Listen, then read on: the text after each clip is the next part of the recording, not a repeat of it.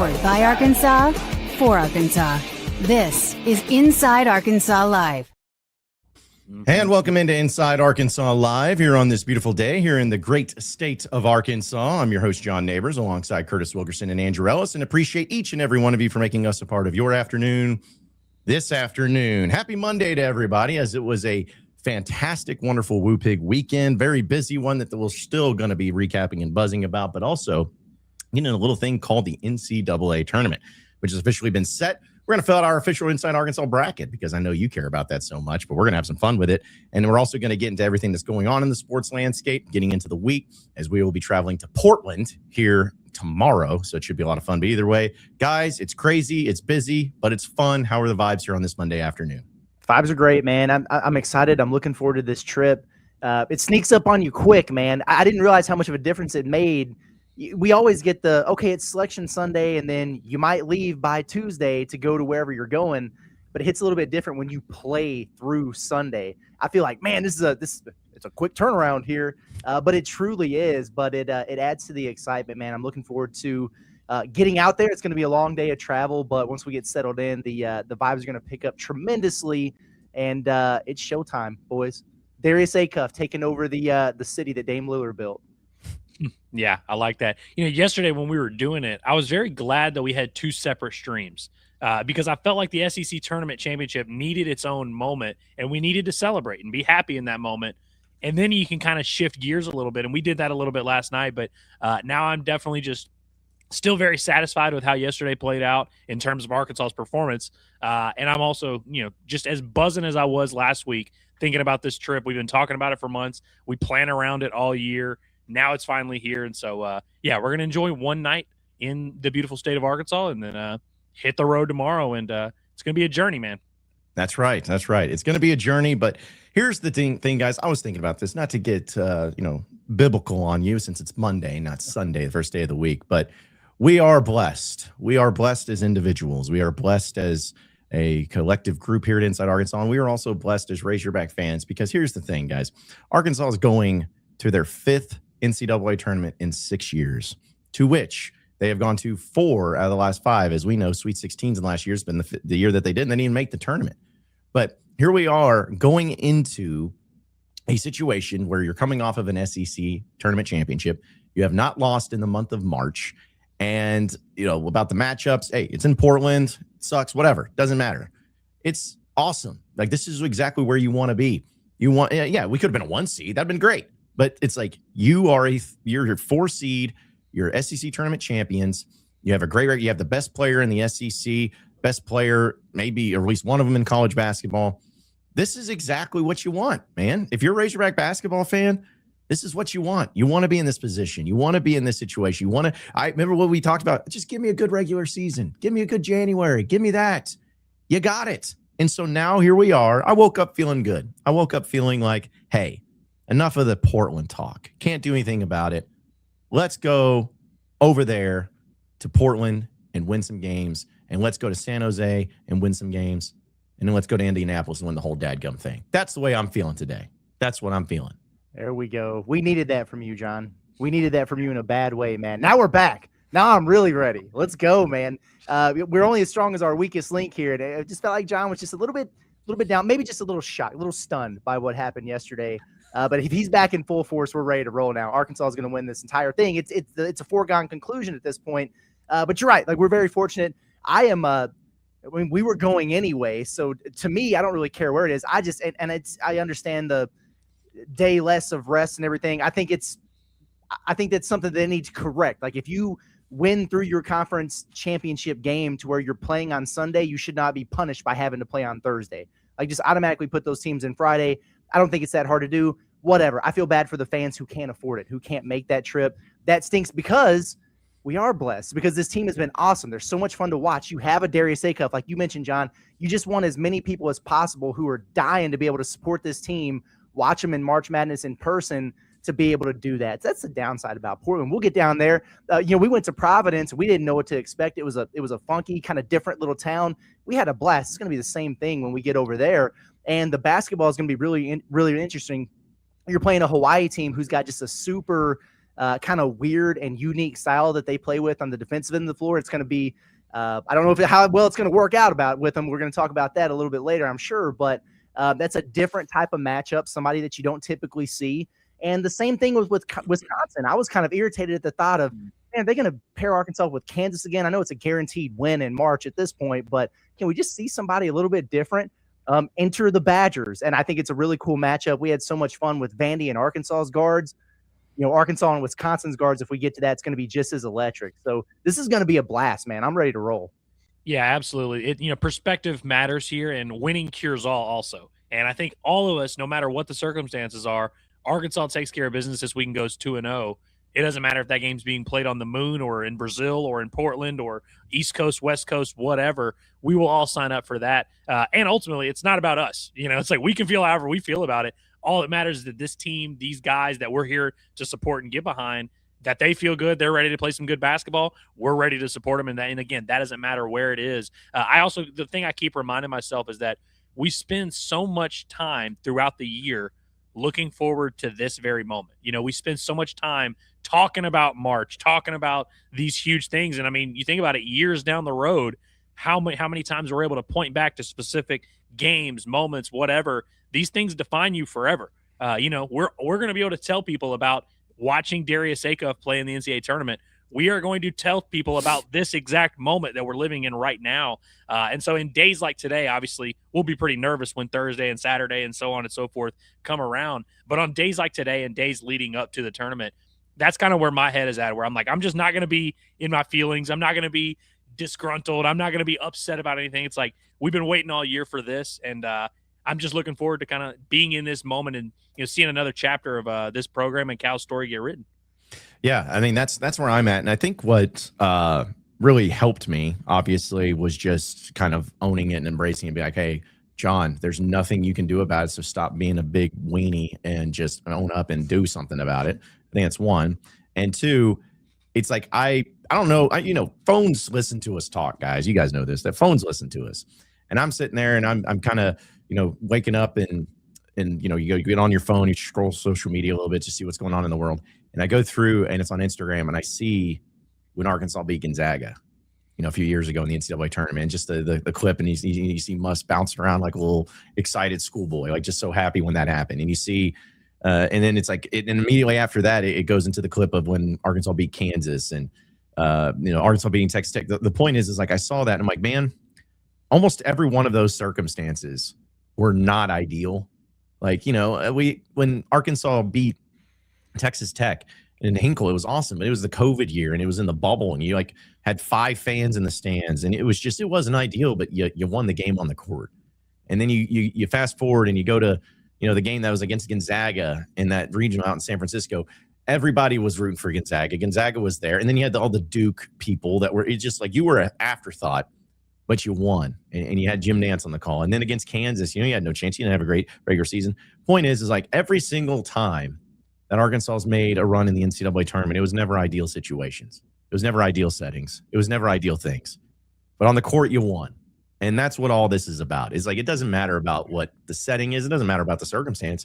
It just matters about surviving and advancing. And it matters about getting to that point because it, Curtis, it, Andrew, and I know it, and everybody knows that feeling that you get when you go up and you're nervous but you're excited about a matchup and it's maybe like a team that's got a better seed than you and you find a way to win and you advance to that next weekend especially.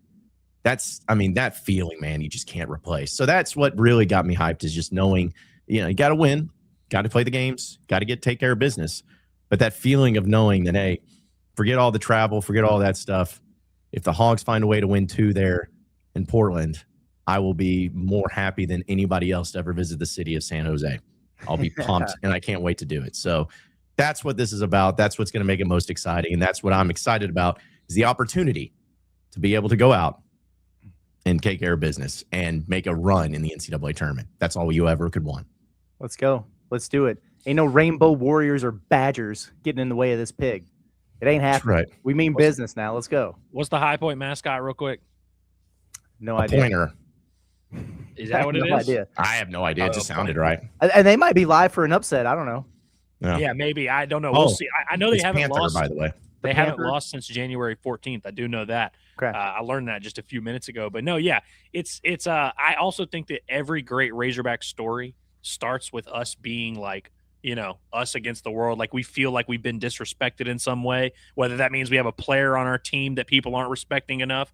We got that box checked. We have a coach that is a little bit of a polarizing figure. We got that box checked. We feel like the refs don't want us to win. We feel like the NCAA doesn't want us to win. The SEC doesn't want us to win. I feel like it just makes us stronger, man. Don't drag us into the mud, because be careful. Pigs are dangerous in the mud. Pigs are comfortable in the mud. We live in the fire. That's how we know that we're alive, is we feel that flame on us. And ultimately, like, I think that's what makes these things even sweeter, is when you feel like you really overcame something. And in reality, it doesn't. The difference between playing Thursday, Friday, it's all made up stuff that we really just make a big deal. But it's nice to have that feeling of like, all right, nobody wants us to win, but here we are. It's us against the world. And when we get to travel, even if it is an absurdly long distance, I feel like it really hammers that home even more, because it feels like we're going away, like we're preparing for some crazy thing. Like, it feels cool being able to travel. And so I'm definitely not taking any of this for granted. Well, and it's also to the element too, and I know we'll get into the minutia in our tournaments and questions and all that stuff, but it's also about, I've always felt that Razorback fans in general always have a chip on their shoulder, which is very cliche to say, but it's true. It's like you always just feel disrespected no matter what. It's like, oh, yeah, you're dead last in education. It's like, okay, like, sure. It's like, who cares about Arkansas? Saw the video of everyone talking about when Cal went to Arkansas. Everyone was like, Arkansas, who, what, like, why? You just constantly feel disrespect, and you felt disrespected in this whole thing. But it's a matter of, do you use that disrespect as fuel? And the best coaches at Arkansas always did that. Nolan Richardson did that. He always felt disrespected.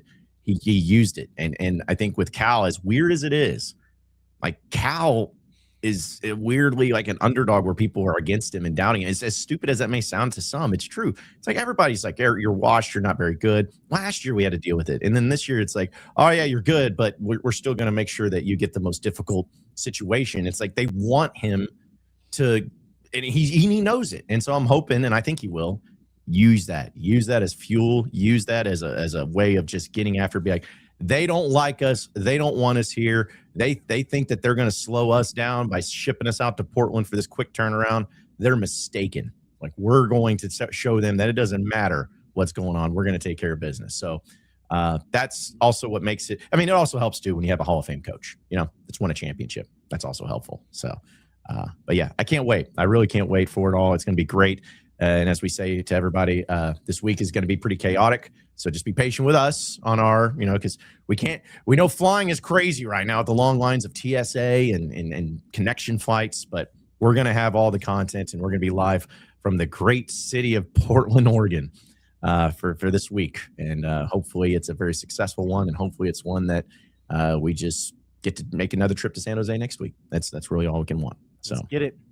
Yep, it's exciting. But I'll tell you what, we'll get into our bracket and everything. But I'm curious, guys. I asked this as a part of the Alumni Hall question of the day, presented by our friends over at Alumni Hall. It's the ultimate Razorback shopping experience. So if you want the greatest and neatest and latest Razorback apparel, especially when it comes to being, SEC tournament champions, they're going to have the apparel for you. If you check out their website at insidearkansas.com/alumni hall, you can see all of it and have it delivered straight to your door, or you can visit them in store 3417 North College Avenue. Use that promo code INSIDEAR20 for 20% off your purchase. When you go in there, you get to see all the great stuff that they have and get you ready for Razorback craziness and madness, whether it's for Razorback football, basketball, baseball. They have it all. So be sure to check it out. They have the high-end apparel like Johnny O, like Tommy Bahama, like Columbia, like Southern Tide. They have everything in stock that you could possibly want. So check them out again at 3417 North College Avenue, or you can shop them online at insidearkansas.com/alumni hall. Now, guys, I know, again, we're going to fill out our brackets, but I'm just curious what, from you guys, think what the fans' perspective is. Field of 68's put together. How far do you feel like the fans feel Arkansas will go? Like, just as far as into the NCAA tournament, what's their expectation? What's leading the way? How do you feel like the fans' vibes are right now when it comes to Arkansas's chances in this tournament? Higher than it was this time yesterday before they beat Vanderbilt is my guess. My assumption is that the enthusiasm and the optimism would be higher than normal, because I would think leading up to that, people would say Sweet 16. You face the 1 seed and you go down. I think that's still going to be a high vote getter, but I'm guessing, and I haven't looked at this yet, that it's going to be beyond that. because the fans are feeling themselves now. The hell with Arizona.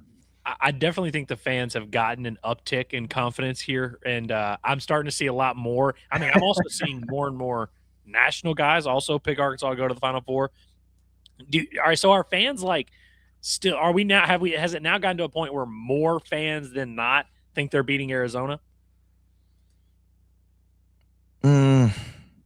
Are we still reasonable? Yeah, I mean, that's what I really don't know. I genuinely don't know. And listen, we all agree that Arkansas can beat anybody. They can beat Arizona. But I wonder is that now the expectation genuinely of the fan base? And I'm asking seriously. I'm not, I don't care. I'm not here to tell anybody how to feel. I just am genuinely curious. Well, I could tell you this. I'll go ahead and give you this. Leading the way overwhelmingly, not even close. 57% of the Razorback fans say Sweet 16. Okay. That's where their season comes to an end. Okay. So, which I think is fair. reasonable. Yeah. Is reasonable and fair. And I'll say it this. It's not going to be oh, Sweet 16. Thank goodness that's all we ever wanted. Right. But we all know the second weekend is a difference. It's such a difference. So if you make it to the Sweet 16, I'm going to remember this year as a great, solid, fun, exciting year, just like anything. But fans feel the same way about that. But what's funny about this is that at 22%, Final Four national championship. Okay. That's the second one. Okay. Yeah. And at 18% is an Elite Eight. And then only 4% of the Razorback fandom says first weekend exit. So I like this. Okay. This is good. This is good. I think now obviously you're going to be in a 4-5 game most likely. Only 4% of fans thinking you have a chance to lose that is probably a little crazy, but you need to be a little crazy this time of year. I mean, with the way Arkansas is playing, the expectations we have, the talent on this roster, the leader you have in Darius Acuff, Razorback fans should not be going into this weekend expecting to see their team lose. That's a fair enough. And honestly, the way that it plays out, there's such a very clear barometer here of Sweet 16 is what is supposed to happen. That's what should happen. That's what we expect to happen. Anything past that, and now this is officially a very special season, I kind of like that. Yeah. Well, and I'll even put it to you where maybe this is another question we ask at some point in time, but fans that say Sweet 16 or fans that even say Final Four, whatever, what is the main reason for that? Is it because of Darius? It's we got Darius Acuff and that's why? Or is it because of, we got John Calipari, that's why? Is it because of, we got these really good matchups and that's why? Of course, people are going to be all the above. Yeah, I know, but there's got to be a reason that you really feel good about it. And for me, at least, honestly, guys, it's for me, it's Darius Acuff, which I love, Cal, team, everybody. But it's dude, when you have a player to that level, you feel good about any game, or at least you feel like a puncher's chance in any game against any team, as long as you have a guy like that.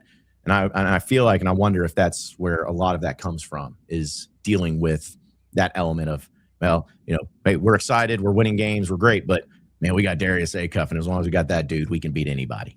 Mm-hmm. Yeah, respect everyone, fear no one, especially when you have Darius Acuff on your team. For me, it's a tall task because we know we're 34 games or whatever it is into the season. We understand what Arkansas' strengths and their weaknesses are, and Arizona can exploit a lot of the weaknesses that Arkansas has. This is a tough one. Now, we probably would have been having similar conversations with any one seed that Arkansas drew. If they would have wound up getting Michigan, we'd have been whew, man, those three bigs that they started, that's going to be crazy. At least Arizona doesn't do that. I mean, they're very good in the paint and everything. Duke, it would have been, oh man, Boozer. If it was Florida, which they couldn't do because of the seeding stuff, it's well, we saw how that went the first time. So no matter what, we were going to be having this thought process about how do you get past the one seed.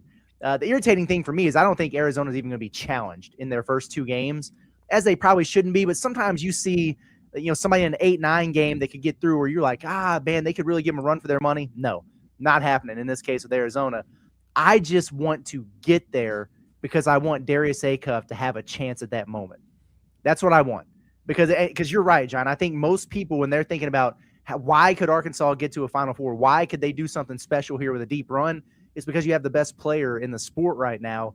And there's nothing that would make me happier than seeing that man on that stage against the number one seed like that. It would be cinema, as they like to say. So I hope that we get the opportunity to witness that. And all bets are off once you get there, man. As much as we worry about Arizona or these other teams who are, huge and man, they're so good on the glass or whatever. Oh, the front court's soft, whatever. Everybody that Arkansas is going to face is looking at them in their bracket going, damn, we got to see Darius Acuff. If we're going to move forward, we got to see Acuff. That's what we're talking about here. People are fearing the Razorbacks too. Yeah, what you don't want to happen is for Arkansas's exit of the tournament to be a game where you lose handedly to where it didn't matter what Darius Acuff did. You want to at least give him that chance, get to the final 5 minutes in striking distance, get him on that stage, give him a chance. And, hey, if he doesn't make all the shots and Arkansas doesn't quite get it done, okay, at least hey, we went down with our guy. We put him in a situation. Hey, we were down by 2 with 8 seconds left. We're good to live with the Darius Acuff 3. Whether it goes in or out, we're good with that. That's the kind of situation that I want to see play out. I think the other thing that's important to remember here is all of this is subject to change where whatever, because we're all right now, we're about to fill out the bracket. We're going to kind of talk about these teams and look at these hypothetical matchups.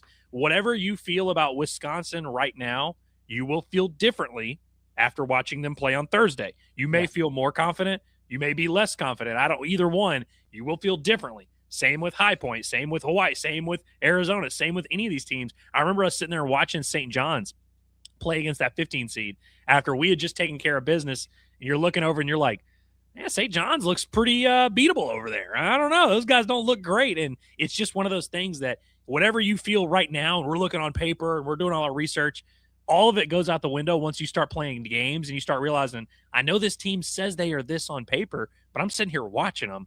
They don't look like that. They look a little bit different, or maybe they look a little bit better. That's what I'm looking forward to as well. And especially with the Arizona matchup, assuming Arkansas is lucky enough to get it, you have a week to prepare.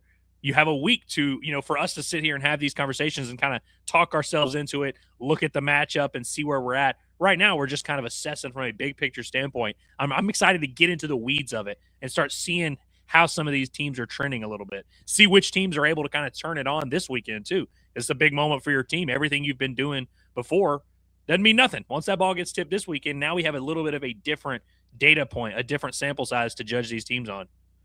All I want, guys, is to hear at some point in time in this tournament, Bill Rafferty say onions towards Darius Acuff. That's just, if I get that, I'll be a happy man, which I guess – was it Brad Nessler's on the call, I believe, so Wally Zerbiak, our guy. The Pinocchio-looking dude over there. Yeah, so it's so we'll have that. But who knows? Maybe if I don't know what the second weekend holds. I don't know any of that. But I don't know. Just to hear Bill Rafferty just say onions, double order, sautéed because Darius Acuff hit a clutch, ballsy 3 late in game would just, man, that'd be just icing on the cake. It'd be awesome. It would be awesome. It would.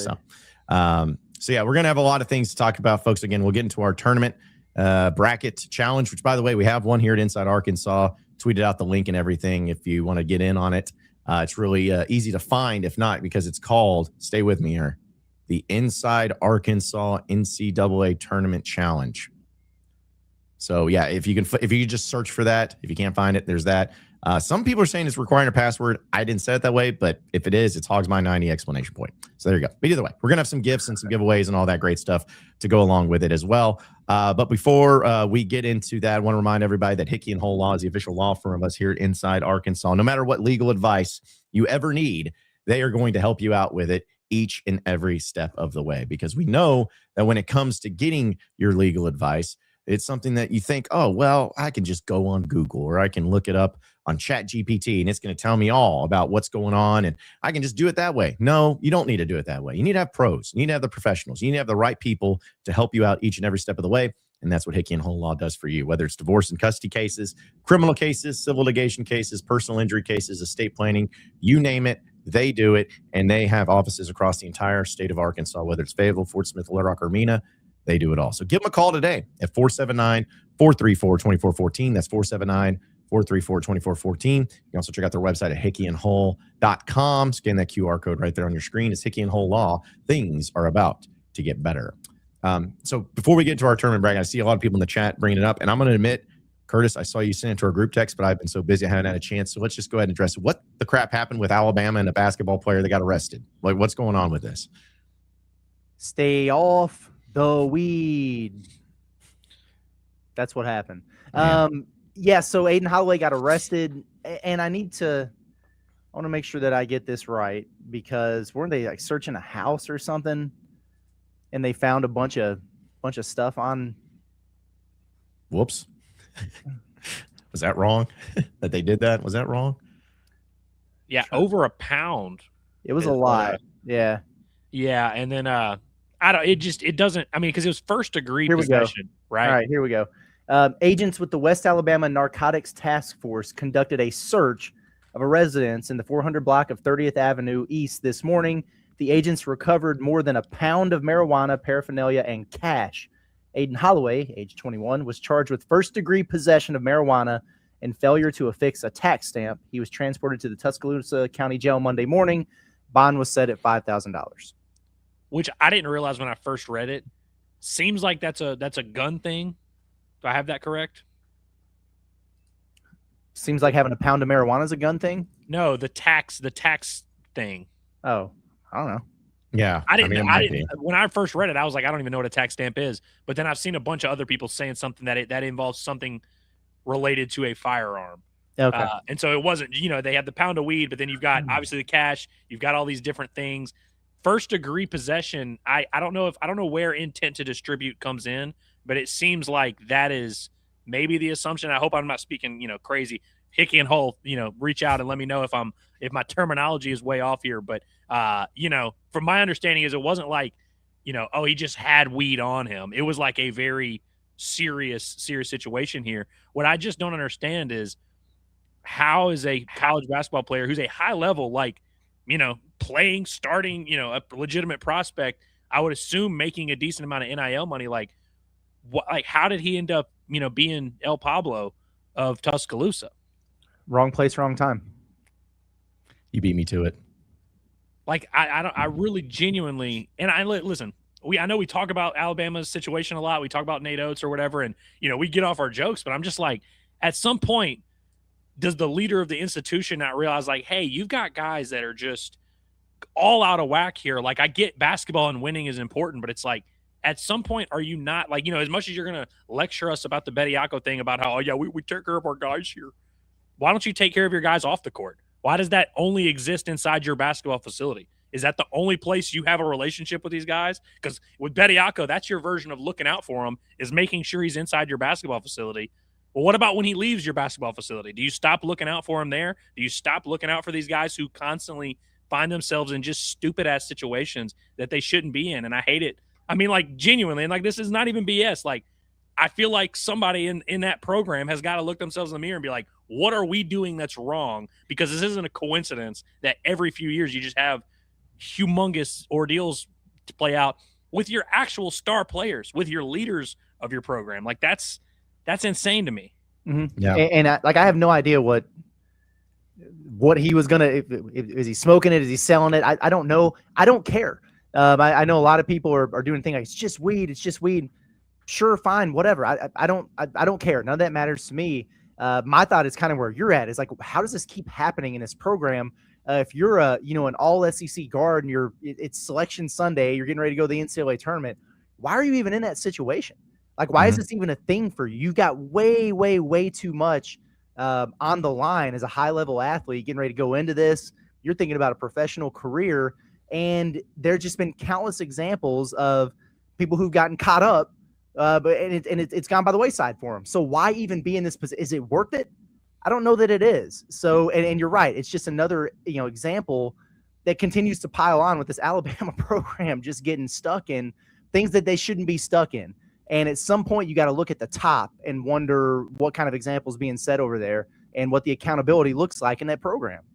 Yep. And I'm with you guys on it. And that's my thing is it's anybody that looks at this story and just is it wasn't like he was just walking down the street and, somebody was acting a fool and somebody had weed on him because he was smoking. No, this was it's a much bigger deal. I mean, it's a $5,000 bond. It's not just, simple stuff. But my thing is again, forget all that as far as that goes, because it's above our pay grade. I said, Ian Whole Law should hit him up for criminal cases. So we'll see how that plays out. But it's going to be interesting to see the reaction and what is there any sort of consequence or any sort of thing from Alabama and Nate Oates and all that, because we already know about his record and history as far as does he do anything on these things. Well, especially your second leading scorer in the NCAA tournament coming up. What are you going to do?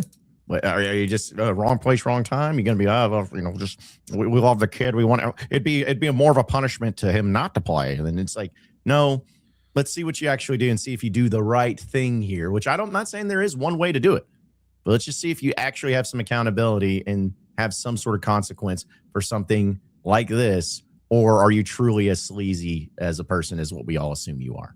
In the interest of accountability and making sure that we say the right thing, I see Bama Hog in the chat, who obviously lives in the state of Alabama, so would be kind of familiar with certain things in the state of Alabama. Apparently, tax stamp is not what, because a lot of people were saying it had something to do with firearm. In the state of Alabama, apparently that is not the case. It is basically, hey, the state of Alabama is like, hey, you can sell your drugs, but if you're going to sell your drugs, you better have the right, you better register this right. And so that's what it is. And so it's like, obviously at a large enough, quantity, cash and all that, they made it very clear, all right, this dude's selling drugs. Well, you need, he has to go through the right authorities there. So it has nothing to do with firearms, according to my understanding and my research. And I think Bama Hog in the chat was doing a good job kind of clarifying that. Well, there you go. I just want to make that clear, because I was just seeing the chat pop up and I'm like, oh, I guess this is a gun thing. Okay. Like, right. I was like, that's news to me, but it's not at all. And again, why would you, I don't know.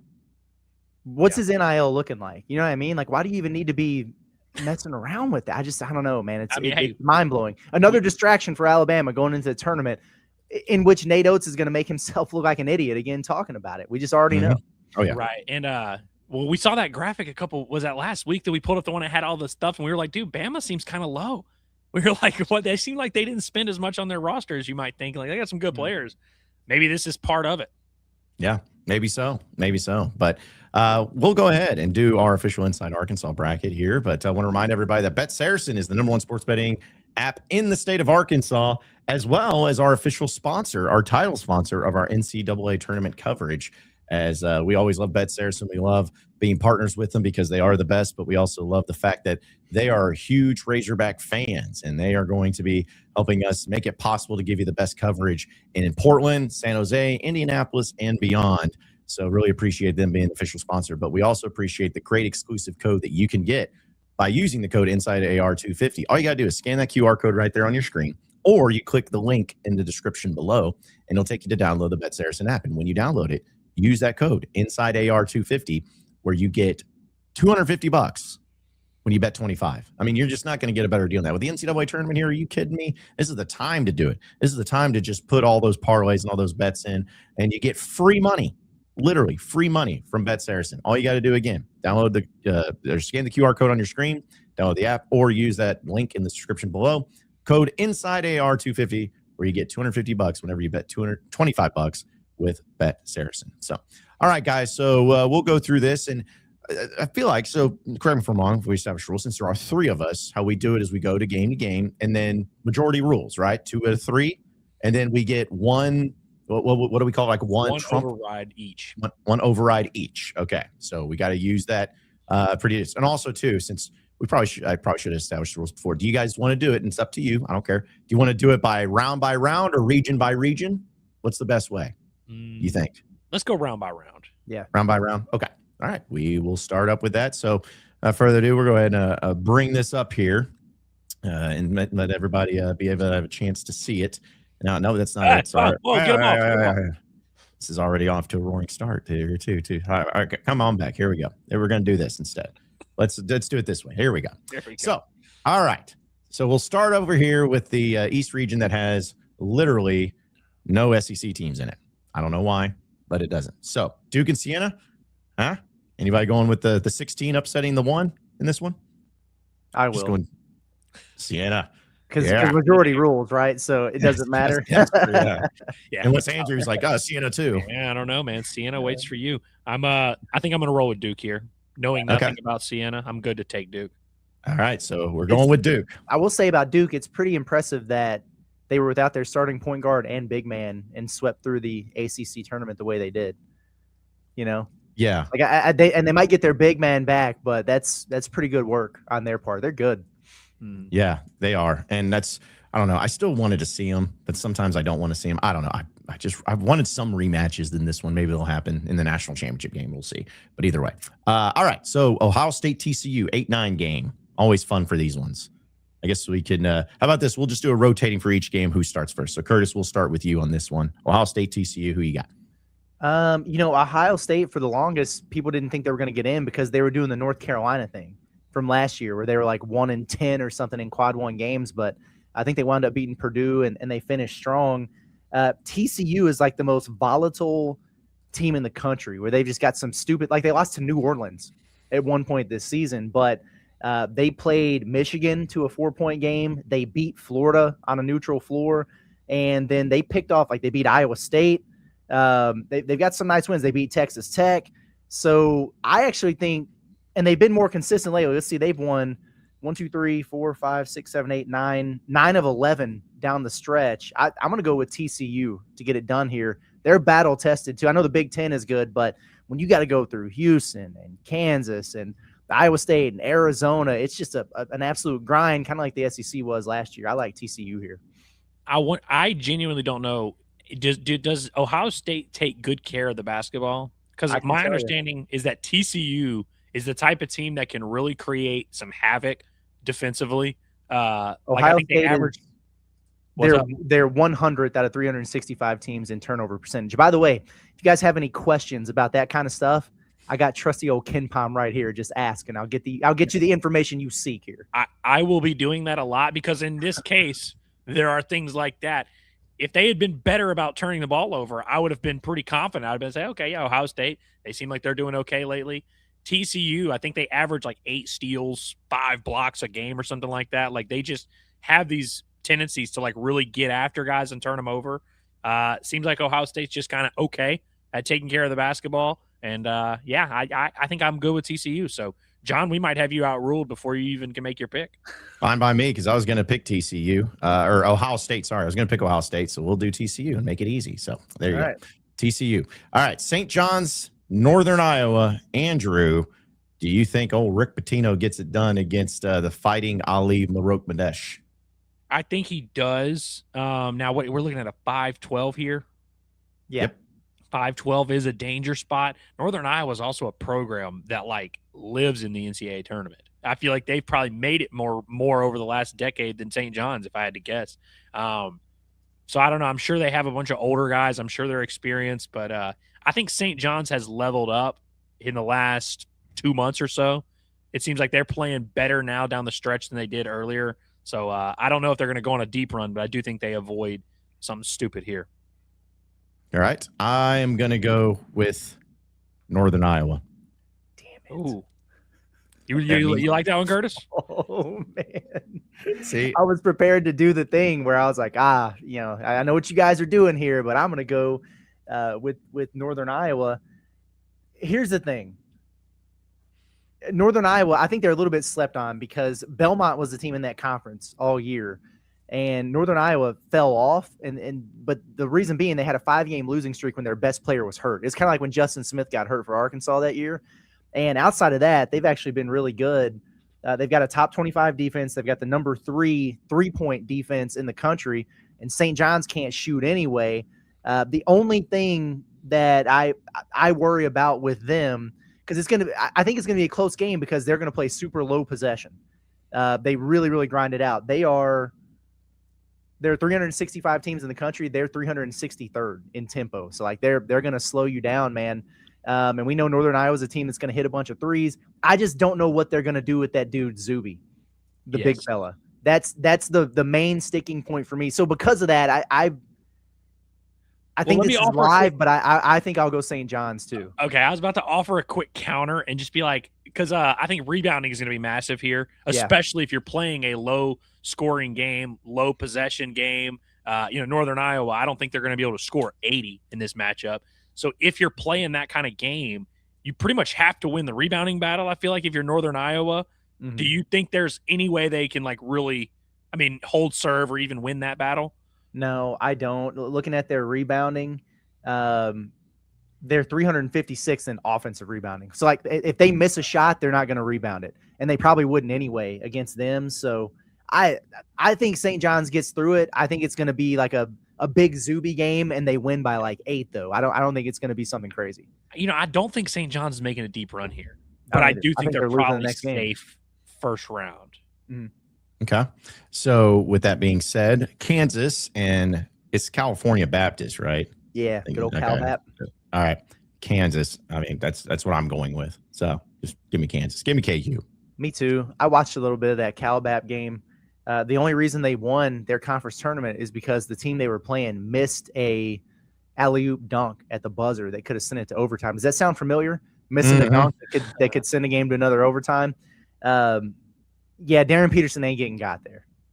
Yeah, I'm a little bit like pre-upset about how chalky my bracket's going to be, because I haven't looked at like a lot of these games that, like, you know, you look at some teams with some high variance that you'd be worried about. Like Kansas is a team that could very well stink in the first round, but I just don't think they have the right opponent to really exploit them a little bit. And so I think Kansas is probably safe here. Yep, I think it's an easy one there. All right, Louisville, South Florida, interesting matchup. Curtis, what do you think? You already know I'm riding with the Bulls, man. I love the way that Hodgson coaches. The Joseph Pinion angle of this is awesome. They've got the big fella that transferred over from Arkansas State with Hodgson to South Florida.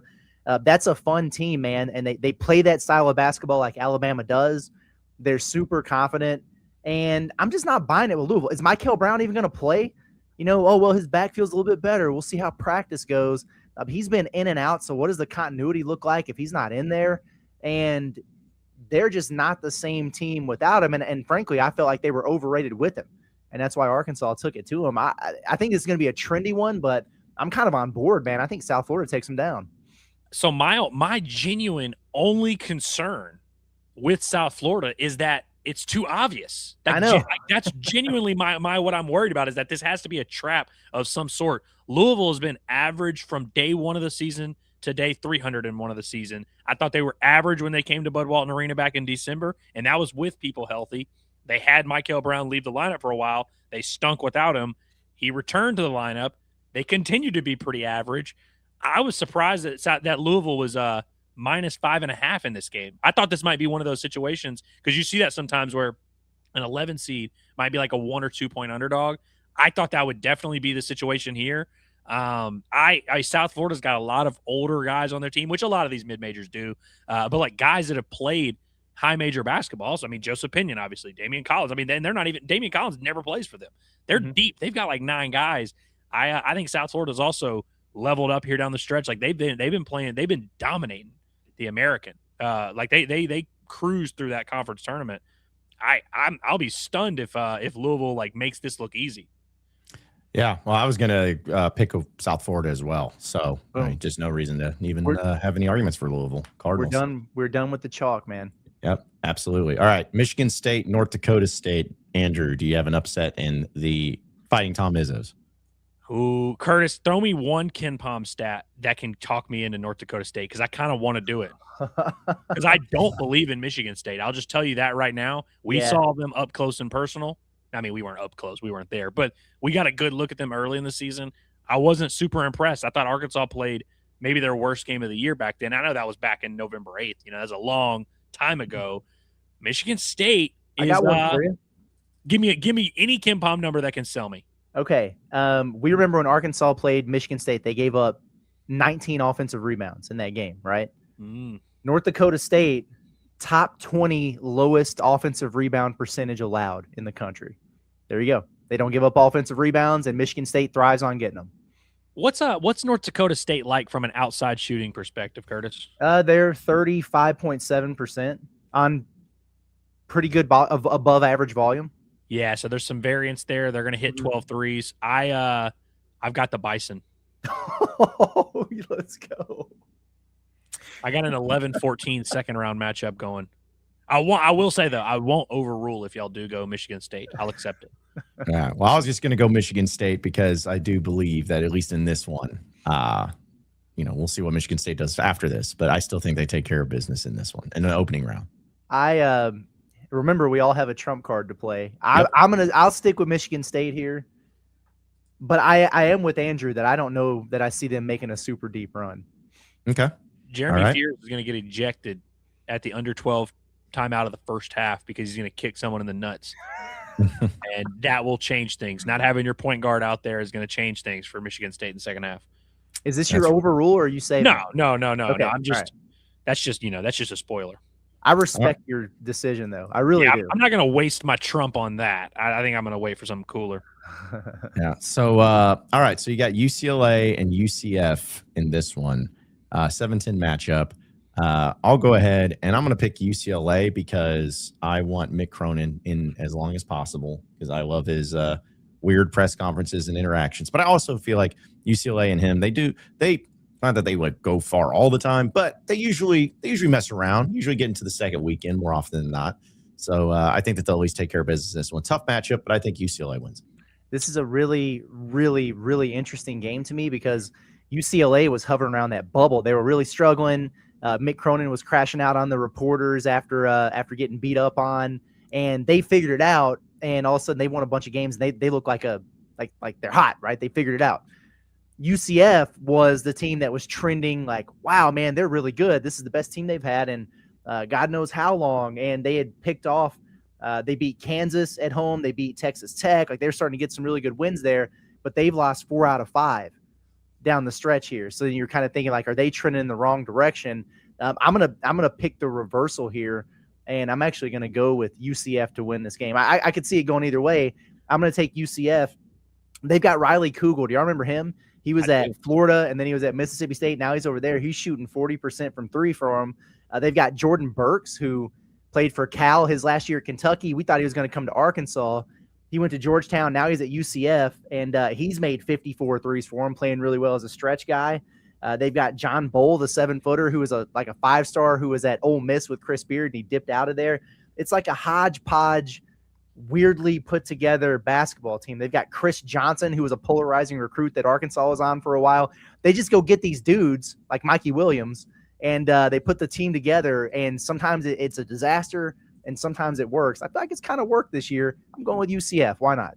You know what's weird is I haven't paid too close attention to UCLA, but every time I watch them play, they seem to lose, and then I just look up and they're comfortably in the tournament. I'm like, oh, I remember watching them lose by 104 to Michigan State, and being like, man, UCLA, they're just not even trying anymore. These guys have just mailed it in, and I had no idea they were a tournament team. But every time I see him, they don't necessarily look like that. I know Mick Cronin is, as much of a jerk as he is, he usually finds a way to kind of instill a toughness in his team that carries them down the stretch here like this. But I don't know, man. The thing I'm a little bit worried about, who's going to guard the big white kid for UCLA? Bilodeau. You know that big, he's like their power forward, I guess. He's good. Yeah. He's really good. And he's like a perfect college basketball player where in these tournaments, you just see 6'9" white guys just seem to be good in these games, in these tournament games. Outside of him, I don't see anything with UCLA that I trust. I kind of like UCF. I think I'm going UCF. There we go. All right. There you go. All right. So we got a 10 at, I guess it's an upset if you want to call it that, but not really. 10 beating 7 seed there with UCF. Okay. And finally, UConn and Furman. Curses you. I mean, you're going to do this? No, I'm going UConn, man. Who didn't Furman beat? Was it Virginia? Yes. That they beat a couple years ago in the first round. That was awesome. Kevin Harlan was like, did we just think we saw what we think we just saw? Wow. Yeah, that was great. That was when Scotty had their whole team on our big board that we were putting together for the portal, because it's like, man, these dudes. JJ Pegues, exactly. Not going to happen. This UConn will get through them. Now, UConn is they might be suspect. They might be a little sus, but I don't think it's sus to the point where Furman's going to get them. Interesting. Okay. Well, I don't have a counter. I'm good with UConn. All right. So we will scroll on down to the South as we'll get there. Don't worry. We'll probably have to move very quickly once we get to the next rounds, unless we'll be here the whole time. But all right. Florida any objections here on this Gators. One? Yeah. Florida. I'm good with Florida. Yeah. Clemson, Iowa, or as Curtis says, the most 8-9 matchup game of all time. I mean, my goodness, dude. I guess Andrew, we'll have you start off with this one between Clemson and Iowa. I think I'm leaning towards Iowa. One, I think the difference in the Big Ten and ACC this year is notable because I think Iowa's a little bit more tested than Clemson. Iowa's also just had weird results. Like I think they went 500 in league play or something like that. They're kind of iffy. In my head, Curtis, do you have their wins in front of me? I feel like they have a couple like really marquee wins. Are we talking about Iowa? Iowa, yeah. They beat Nebraska, which that's a huge win this year. Outside of that, they just kind of beat the teams they were supposed to. They beat UCLA, so that's a good one for them. I like Iowa because of I think McCollum's a great coach and Bennett Sturts I think is awesome. I would assume Iowa's a better shooting team, aren't they? They are 35.5% from three, but they are a better shooting team than Clemson. Yeah. Yeah, give me Iowa. I'm just gonna trust them. I feel like Clemson. When's the last time Clemson's had a good run in the NCAA tournament? They made the Elite Eight the year that Nick Pringle put them out and sent Bama to the Final Four. Okay. I just feel like Clemson's a team that I like. They catch my eye and then disappoint me more often than not. I'm open to hearing any other suggestions, but I kind of like Iowa just as a lean. I'm going to go with, in this one, Clemson, because Iowa, I think, shouldn't have fired Fran McCaffrey. And that's the only reason I'm going with. Fran McCaffrey also back in the tournament, by the way. Yeah, he is. Yeah, he is. is. Man, Penn. Wait, where is he at? He's at Penn now. The Fighting Yales. Yale. Yeah. And they've also got a former McDonald's All-American, I think, on that team, TJ Power. Mm-hmm. Yep. We'll get to them later. Anyway, yeah. So, Curtis, who you got? I 8-9, who cares? I go Iowa because I think Bennett Sturts is one of the better point guards in the country, but whatever. Okay. We gotta stop overruling John, bro. That's crazy. I know, I feel bad. No, I'm the one that's like the person that's probably gonna win the bracket because I'm like, whose mascot would beat up the other mascot? It's like I'm not looking at matchups or anything like that. I'm just like, I'm over here just messing around. Because that's how I do my brackets. I'm like, just my gut feeling, first off. Yeah. Gut feeling is all it is. All right. So moving on to the team you just put out of the SEC tournament. Vanderbilt is a 5 seed. And McNeese, I guess it's me on this one. I'm going to go with Vanderbilt. I thought about McNeese, but I think Vanderbilt, they do have a good team. They got some good players. I think Vandy wins this one.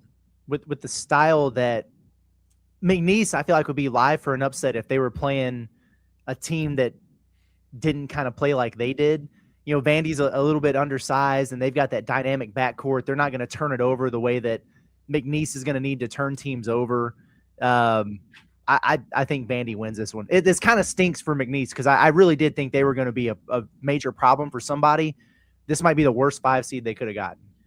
Well, and Vandy's a can crusher. Vandy, they are a can crusher. Non-conference. Right. They don't really lose to bad teams. Now can they level up against elite teams? They did against Florida, but that's kind of my question. But no, I think I'm with you in that McNeese is dangerous, but this is kind of a matchup that doesn't really suit them. And by the way, I feel that way about a lot of mid-majors that are upset picks. I just look at it, I'm like, dang, I wish you had a different team because I kind of like you. I just don't think you're going to win this matchup, and I think Vanderbilt can beat bad teams. Yep. Well, there you go. We got Vanderbilt. All right. So then we move on to Nebraska ball, as they say, versus Troy, a 4-13 matchup. Andrew, or is it Curtis? That's Curtis. Sorry, Curtis. Who do you got in this one between Nebraska and Troy? Eesh. I am going Troy. I'm doing it. I respect Nebraska ball. I really do. I think they've had a heck of a year. Very talented team. I'm going Troy to pull the upset here. You know why? Because Nebraska ball has never won an NCAA tournament game. Should they? Of course they should. But that's all they've heard about all year long. You never won. You never did it. You've never done it. You've never done it. That's all they're going to be thinking about all week long. I wonder if they're going to get out there and play a little bit tight. I wonder if that's going to happen. So just like Nep said, I'm living for the chaos. I'm going with Troy. Why the heck not? So this worked out perfectly because I kind of wanted to go Troy, but didn't really have any reason to feel that way other than I think Nebraska peaked too early. They're like the classic, played their best ball of the year in January team, no, they're not bad. They've even after their little backslide, they ended up being better than I think most people expected. But I don't love Nebraska. I don't trust them. And the way I'm really looking at this and like thinking about it, I know we felt this way last night, but I feel like Vanderbilt got the easy draw here. I think they did.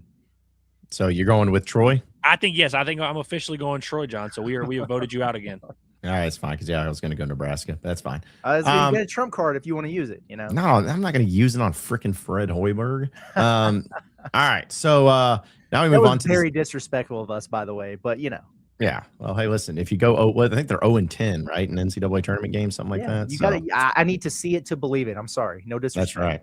6-11 game. North Carolina, who always gets the benefit of playing close to home, against VCU.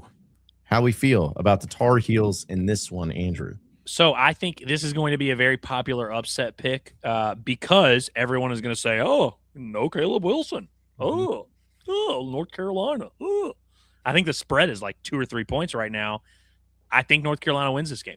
I think it helps that it's not like Caleb Wilson got injured 3 days ago. He's been injured for a couple weeks now. They've cried. They've been upset. They've been deflated by it. But I think at some point you have to look yourself in the mirror and say, we're not going to sit here and be feeling sorry for ourselves. Let's just get back to work. I think North Carolina can do that here in this game. I don't know much about VCU. I've not watched them a ton. I just think that everyone likes VCU because of the Caleb Wilson injury, and I think it's not that simple.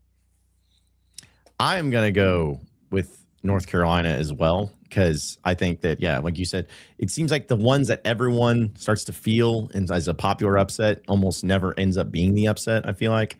And, I don't think North Carolina is what they once were, but I definitely don't think that they're just like the greatest team ever. So, but I think they're better at VCU. I think they win this one. So I also have North Carolina. Yeah, me too. I'll roll with the Heels. VSAR is good, man. I don't know what they're going to be able to do with him. So, okay. And speaking of Fran McCaffrey, we got Illinois, the Fighting Illini, taking on Penn as a 3-14 matchup. I'm going to kick this one off. I love Fran McCaffrey, but he ain't beating Illinois in this one. So I think Illinois is a really good team, great team. I think Underwood's a really good coach. Not to the elite level, but good enough to at least make it to the second weekend possibly. So give me Illinois. Yeah, Illinois is kind of nasty, man. Free Big Z in the NCAA tournament. I'm in. Yeah.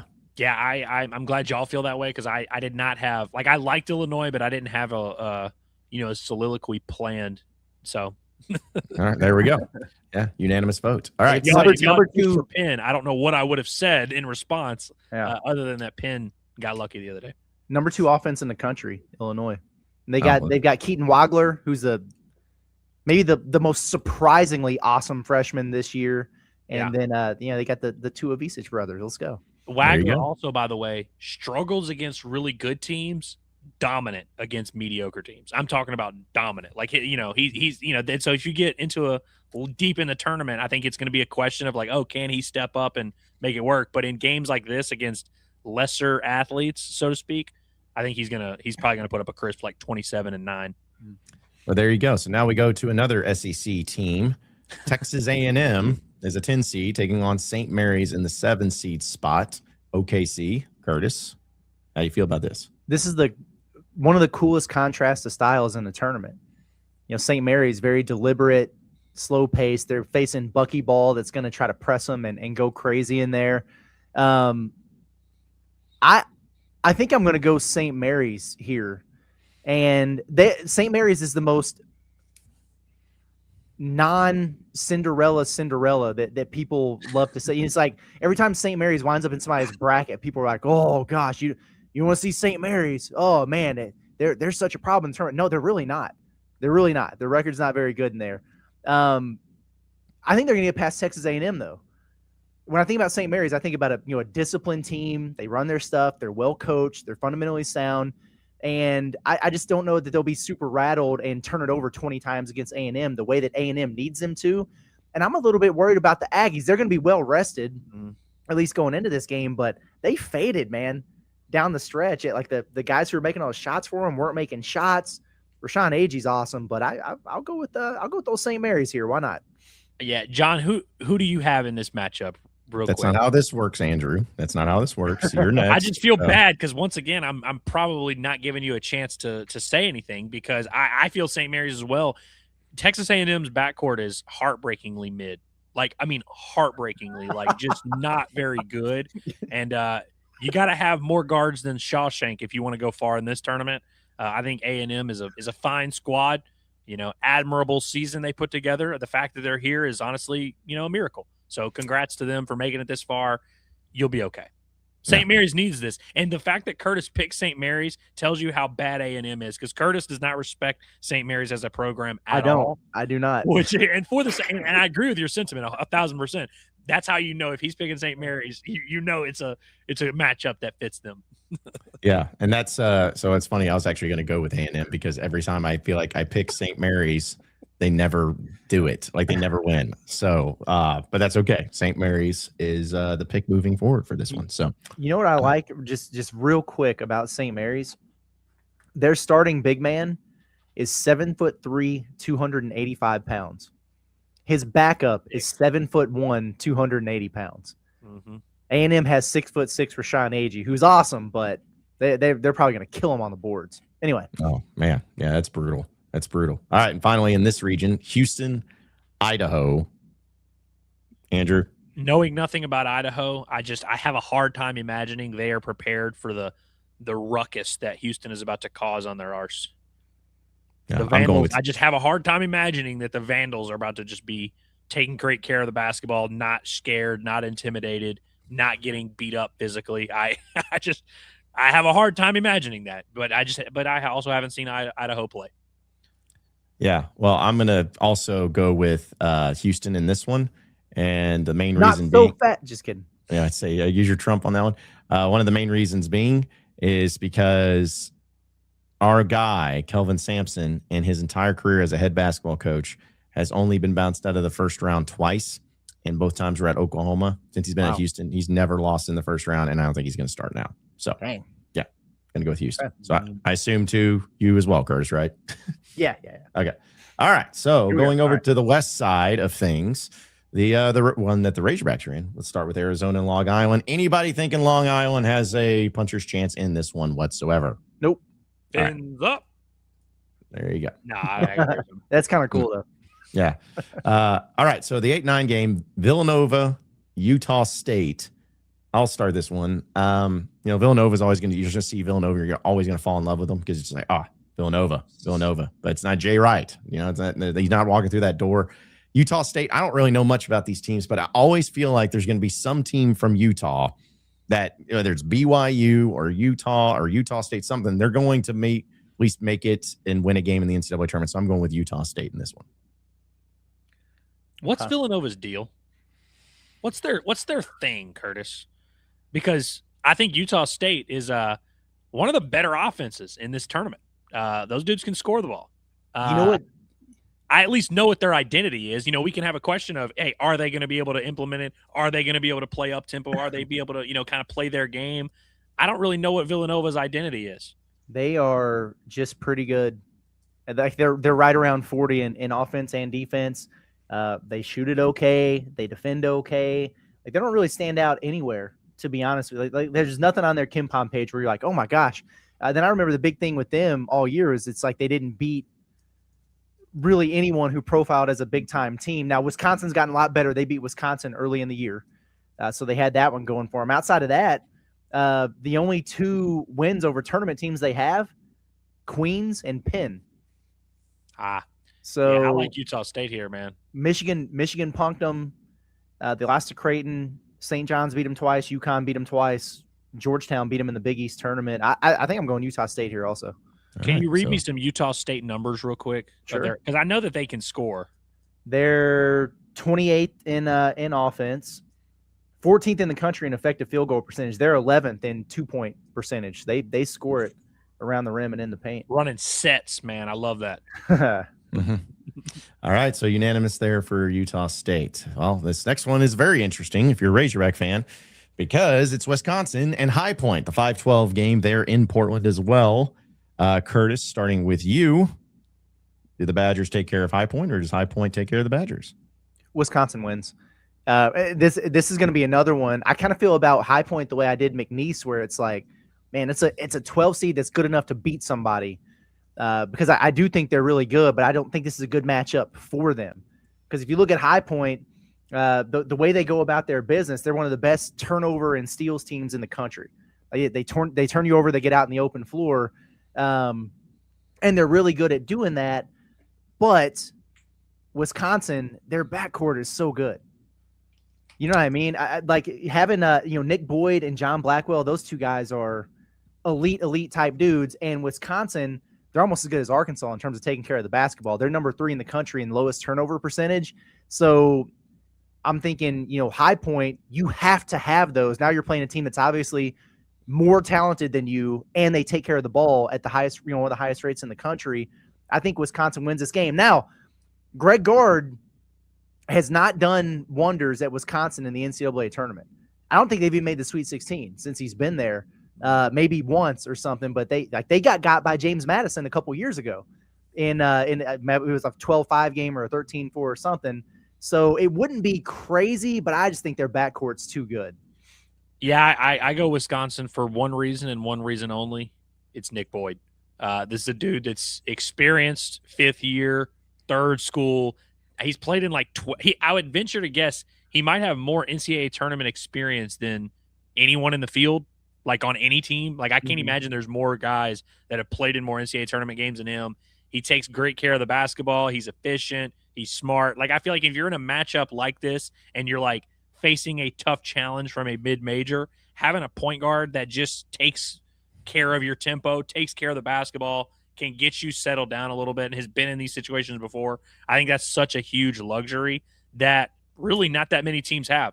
Arkansas has that with Darius Acuff and the freshman, but there's not really that many point guards that you just don't worry about at all. And I think Boyd is one of those guys. So, okay, so you both said Wisconsin, right? Wisconsin. Yes. Okay, cool. I'm going High Point. I'm using my trump card. Let's go. Hey, okay. I like that. That's like a very good usage. Yeah. That a baby. Yeah. So, we got a 5-12 upset, and High Point gets the win. So there we go. Arkansas and Hawaii. I mean, come on, guys. Like, you want to say it together? Arkansas. 1, 2, 3. Pig. Arkansas. Cal. Like, yeah, just all this stuff. Yeah, Arkansas's winning this one. Come on, guys. Hawaii. Are they even like in the country? Like, come on. Yeah. Are we playing Hawaii in Hawaii? Yeah. I've actually seen quite a few people going, "Ooh, watch out now, man. That's a tough style to prepare for," and it is. But what Hawaii does is they play no help defense, literally no help defense. That's kind of the way they go. What they do is they eliminate your ability to get assists, and they force you to win one-on-one matchups, ISOs. I just don't know if that's a great idea against Darius Acuff in Arkansas. So I like the Hogs here. Yeah, there you go. All right, so moving on into an interesting one here, because not only is it a BYU team at a 6 seed, but they will be playing the winner of the play-in game of Texas, an SEC team, as well as North Carolina State. So obviously we don't go with that. We'll just, I don't know how we can really play it out unless you just don't really care about which team wins. But either way, BYU, Texas/NC State. Andrew, which one are you going with? Oh, yeah, I think BYU. I don't think it matters which team comes through here. I'd have to really look and see which one is more dangerous there. I have a feeling Texas is not dangerous, both in the play-in game and against BYU. I think BYU's been a little bit underwhelming here down the stretch. Like maybe they peaked too early. I think you can make that argument, but you've obviously got an elite player leading it off. I don't see AJ getting bounced by one of these bums. You know what's interesting is Texas and North Carolina State played this year in Maui. I'm kind of surprised that this is a rematch here. Oh, see, I didn't even think about it. Texas beat them in Maui. Yeah. Okay. So Interesting. I'm going to go with BYU too, by the way. Same. Yeah. All right. So Hey, I have good news. I have been approved for NCAA media credentials. It is good news. it is good news, which I was not concerned about, but wondering. But that also is like, okay, but what about, I guess I need to double check, make you sure guys get in or no? I mean, looked at my email and stuff. So, I got denied. I'm just kidding. I was just like, Curtis, this is no time to joke about. I'll take care of it in Portland. So. Don't worry. You know what? You know what they've listed me as? Radio talent, boys. Because that's what I've listed you as. So I'm glad you understood the assignment. Yes. Yeah. It's like we know how it goes. So, okay, well, good. Hey, listen, that's like of the three major steps of this trip. we got 2 out of 3. We got the flights, we got the credentials. Now we just need the places to stay, and we'll be good to go. So good to see, good to hear, good to know. Thank you, Mike Haywood, for getting that done. Yeah. All right, so next one, Gonzaga, 3 seed against Kennesaw State. I'll kick this one off. Mark Few, Gonzaga, they're not losing this one. They're taking care of business. Give me the Zags. Agreed. They're in Portland with us, right? I think. Yes. Gonzaga or Kennesaw State has 0 path to victory in this game. This is one of the worst mismatches, and Gonzaga's not even that great. I don't think. Like I don't try. In fact, I'm probably going to pick BYU to beat them. I'll just go ahead and tell you that. But this is a weird mismatch here. Kennesaw State sucks. All right, there you go. Another SEC game, interesting one. Home game for Missouri. They have the 10 seed in St. Louis, taking on 7 seed Miami. Curtis, what do you think? Missouri. I probably would have leaned Missouri anyway, which is risky because Dennis Gates hasn't won a game all March, and he rarely does. But yeah, it's a home game, man. If I was the higher seed of Miami, I would be so mad about this.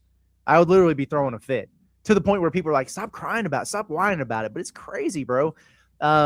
Miami's had a good season with Lucas the first year as the head coach over there. Missouri's huge. They're going to have the home court advantage. I think they get through this one. Important thing to note in this matchup, each team features a point guard with the exact same hairstyle. They almost look identical. Trey Donaldson and T.O. Barrett, it's going to be like the Spider-Man meme when those guys get on the floor against one another. ESPN lists Trey Donaldson at 6'3". That is inaccurate information. He is not 6'3", but interesting. So I'm going to leave this one in John's hands because I'm kind of at a point right now where I don't respect Missouri, and they're in timeout for me. And so I'm going to do the cop-out, and I'm just going to pick Miami and leave it up to John. All right. Well, I'm going to hold my nose doing it, but I'm picking Missouri. I think that they, I don't know how long they got, but I don't know. They've been kind of stinky here. I'll just be honest, in the month of March. But I think that they settle in, they get it done, and this is a good matchup for them. And again, it's a home game for them. So I'll go ahead and go with Missouri. Home court advantage matters here. It does. And okay, Purdue and Queens, team that Arkansas is familiar with Queens. But anybody got Purdue upset alert? Listen, if they're Purdue it's happened before.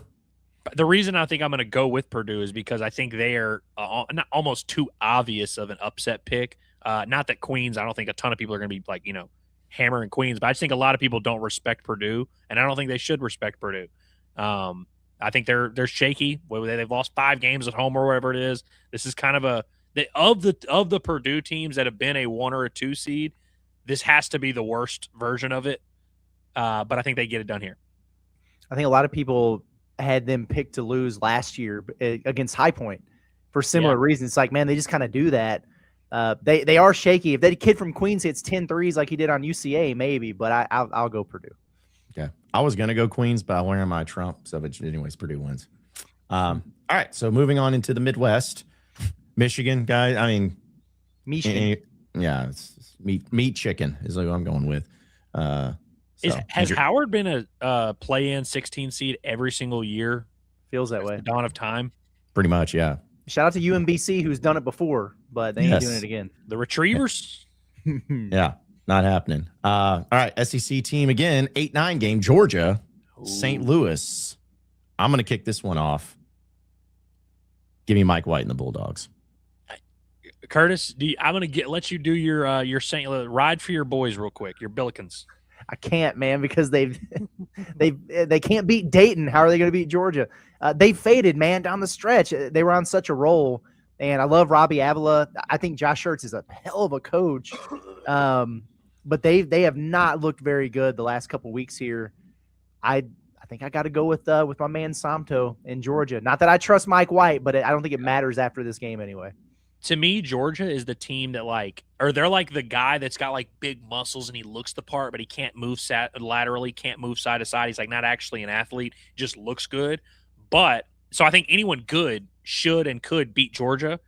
I don't know if St. Louis is necessarily that squad. I feel like Georgia's going to get waxed in the next round, but I think in this one they will look like an impressive, flex their muscle a little bit. All right. So 5-seeded Texas Tech without, as we all know, Jacob Toppin, but still 5-seed. Good team. Taking on Akron in the Zips. Curtis, what do you think? Texas Tech. I was a little bit worried because Christian Anderson got hurt in the Big 12 tournament. They said he's playing. I'll go Tech. Yeah, I'm glad you said that because I was kind of wondering what was going on with Christian Anderson. You want to talk about guards that can just bail you out of a situation, guards that can completely change the complexion of a game. Christian Anderson might be, if Darius Acuff didn't exist, I might argue that Christian Anderson is the best lead guard in college basketball. He's good.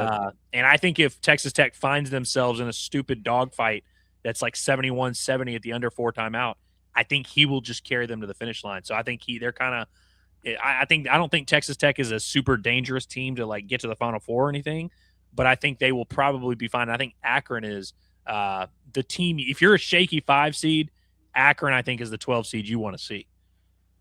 All right, so you're going to go with Texas Tech. You're going with Texas Tech. I'm going with Texas Tech. Was it Guns Out or Raiders or whatever crap they do? All right. Tortillas. Yes, yeah, that too. Alabama and Hofstra. Of course, we all hate Alabama and Nate Oates, and they got too much weed going on there. But either way, Andrew, Hofstra, Alabama.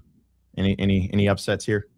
Can anybody give me something to latch onto with Hofstra a little bit? Because obviously, Bama, one is a high variance team that's got some just weird performances this year. Look no further than their last game that they played. They are the type of team that can just stink it up on a random afternoon against anybody. They can also hit 26 threes and beat anybody. So they're going to be a kind of team that could honestly ruin a lot of people's brackets, good and bad. I got something for you. Okay, let's give me something on Hofstra. They have experience beating SEC teams in the past. Okay. They're 10th in effective field goal percentage defense. They have the number 3 2-point defense in the country. So I can give you about Hofstra. Holding teams are 44% inside the arc. So does that mean teams are lighting it up from outside on them? They're shooting 32.3% from 3 on them. Okay. Curtis, you might have just talked me into it, buddy. I think I can go Hofstra, and obviously this is one. I think this is also going to be one where people are like, oh, you had your shooting guard get arrested, so I'm going to pick you to lose. So maybe I'm walking into a little bit of a trap here, but I think Bama is just not above losing to literally anybody. It's just they're just one of those weird teams. They play a weird brand of basketball. I just don't like the vibes. They've had guys in and out of the lineup all year. And also, and I mean this seriously, are we confirmed that Aiden Holloway is not playing in this game? Because he is one of their guys. This is a very big part of the equation. Nate Oates has played guys under way worse legal scrutiny than Aiden Holloway is. So I wouldn't be surprised if he winds up playing. Who knows? But I will say this. That's a big distraction. It's a big distraction for that basketball team. They have been up and down. They also just lost to Ole Miss in the SEC tournament there, and it's been a while since they played and played well. And then I look at, so it's like, okay, you can probably defend them from 3. Well, if Alabama hits all these threes, then what are you going to do about it? And I look at Cruz Davis and Preston Edmeade for Hofstra, who have combined for like 160 threes themselves at 40%. It's not like Alabama's going to punish them on the boards or inside because they're not very good in there. I'm going Hofstra. Screw it. Yeah, why not? I kind of like Hofstra here, man. Also, I mean, Aiden Holloway averages like 18 and 4 or something like that. Like that's a huge deal. I can't remember how they played amidst the Brandon Miller stuff. I feel like it kind of helped them a little bit. Like I think there is a path here where like maybe it just kind of gives Bama this edge where they're like, screw it, we're the villains. Like we don't care what anyone says about us. But yeah, I like Hofstra here, man. Well, John, what do you think? Yeah, I was going to take Hofstra. Not that your vote matters, but yeah, I'm about to say I was going to take Hofstra just because I hate Bama. So I was prepared to trump that one, so I'm glad I didn't have to use it. All right, let's do it. Yeah. Also, we were worried about being too chalky. Now we're getting crazy. Yeah, we are. Yeah. All right. So another SEC team, Tennessee, 6-seeded, playing either Miami of Ohio or SMU. In this one, I think it's me. Or no, I think it's is it me? I can't remember. I'll tell you what. I'll just go. Tennessee's winning this one. That's what I got. Old Tennessee seed. Yeah, I think so too. I'll give Nate Ament 1. Yeah, I think Tennessee is pretty reliable against teams that they're better than, which sounds like a stupid thing to say, but like they really don't lose to teams that they're worse than that much. You know, the Right. teams they lose to are usually good teams. And I think if it's Miami of Ohio, I think Tennessee murders them. I haven't been impressed with SMU this year either, so I feel pretty confident that Tennessee takes care of business, especially seeing Nate Ament come back and play well. I think that helps. And by the way, it's going to be SMU. I would agree with Yeah. that too. Yeah. Okay, so Curtis, Virginia and Wright State, 3 seed, 14 seed. Virginia. Okay. There are things I like about this Virginia team. I know it's weird because they got such a great record, but it just kind of turned out to where they didn't play all that many great teams in there and stuff. I think people might be hanging on to that a little bit too much. I think they're pretty good. Yeah, Okay. I think Virginia probably – or sorry, you go ahead, John. Sorry, you do your thing. Oh, it's your turn. Oh, yeah, I just think Virginia Virginia's a good rebounding team, which it's really hard to upset a team when they get more possessions than you. And I just feel like Virginia is the type of team, even though we've seen them choke in the tournament before in years past or whatever. I feel like they are not good. They are not suited to beat good teams. They are suited to beat bad teams, similar to Tennessee, honestly. So it's like a perfect second round matchup between those two teams. Yeah, I got Virginia in this one. I think they take care of business. I know that it's like they had that one time they lost as a 16 seed, but I think they'll be all right. I think it'll work out. So the final SEC team of the first round that we have yet to talk about, the Kentucky Wildcats in St. Louis taking on Santa Clara as a 10 seed. Andrew, give me the Cats. I don't like the Cats. I don't respect the Cats. I don't fear the Cats. But I do think they probably get by Santa Clara. Okay. I am going to hold my nose doing this. Actually, you know what? Screw it. Santa Clara. Yeah, make it Curtis's problem. Yep. Let me think about this for a second. You know, Kentucky's only a 2.5-point favorite. That is interesting. I mean, you know. I mean, listen, here's what I know for a fact. Kentucky is not going to blow them out. And they're not going to win this game by like 20. I think you're probably looking at a single digit game. And they're going to take over St. Louis. Like they are going to be the most fans there by far. So you think Steve Nash will come support Santa Clara? Probably not. I wouldn't think. I feel like by the way, J-Dub, the other Jalen Williams, I feel like he should go because that's not that far of a trip for him. A couple hours. Maybe like 5 hours. Get Kentucky out of there. Santa Clara. There it is. There it is. Yeah. Get Bent Pope. Oh, dude. I just want you guys to know that I had your back. I believed in you. The shambles that Kentucky fans will be in if that happens. Oof, it's going to be brutal. All right, and finally, the last game of the first round, Iowa State, Tennessee State. Anybody got Iowa State getting upset in this one? Nope. No, there's about to be an absolute smackdown right here. All right, so now we move on into the second round, which I said we can go a little bit more quicker on this one since we broke down all the teams and everything and looking at it from back over to the east. Duke, TCU. Curtis, I think it might be you, but we'll go with you. So Duke, TCU. Duke. TCU is weird, but Duke. Yeah, Andrew, same. Well.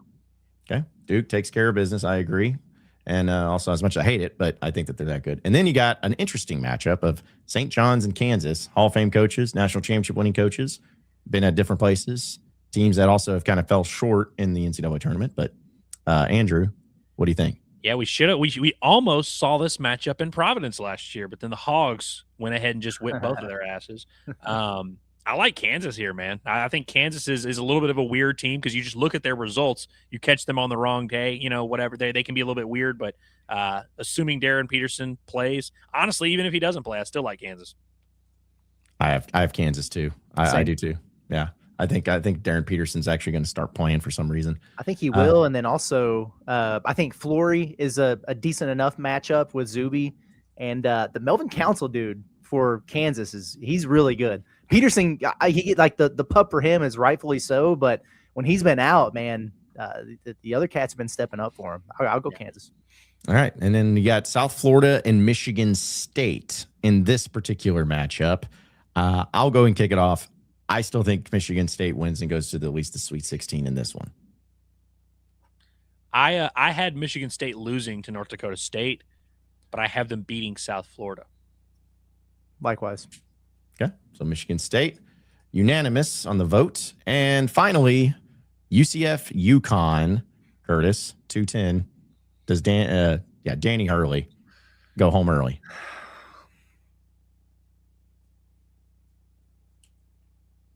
Yes. Curtis likes UCF. I could tell by the way you were talking about him before that you kind of liked UCF. John, I'm going to put you in a tough spot here, and because I'm going to go UConn. I don't think Hurley will allow his team. I think he will murder them on the floor if they lose this game, and so it's a must-win situation for them. If it's me, then I'm going UConn. So, Curtis, is this where you use your trump or no? No, I don't feel that strongly about it. Okay. I forgot that I have a trump. Yeah, that's it. Remember, you still got him. You can't. They're like timeouts. You can't. We've take also them with done you. this a couple of times where we end up using our trumps retroactively. Yeah, in the whole bracket.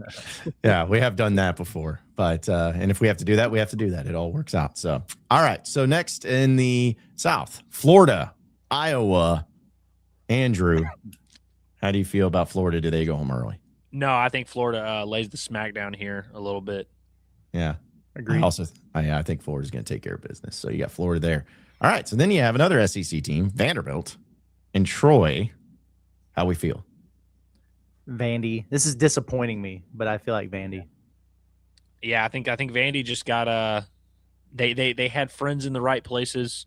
They got gifted a little bit, and you knock off a 12 and a 13, and you go to the Sweet 16. Congratulations. This is an Arkansas and Buffalo path for Vandy. Yes. So, okay. So just sorry, I had someone was calling me. What'd you guys say for that one? Vanderbilt. Okay. Yeah. All right. That's what I was going to go with as well. And I'll explain why here in a bit. North Carolina, Illinois, the rematch of I think it was the 2005 national championship or whatever it was. Fun game. It was a great game. So in this particular matchup, I'll kick it off. You know what? I'm going to go with North Carolina. I just think that there's going to be something weird about it. And it's going to be more of a bad game by Illinois and then less about it, North Carolina playing well, but I got UNC. I'll go with Balkan Brad and his European pro team. Yeah, John, I hate to do this to you. You're getting overruled here, buddy. I just fine. Listen, but I'm like very high on Illinois. Y'all are going to have to talk me out of them winning this region.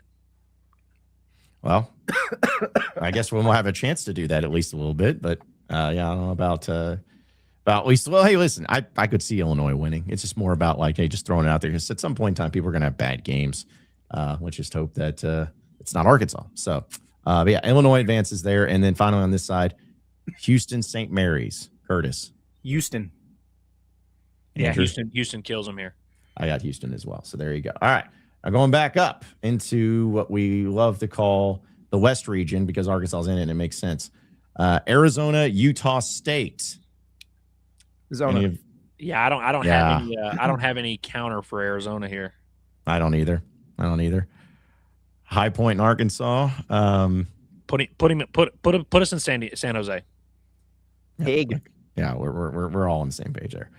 BYU and Gonzaga. I love BYU here.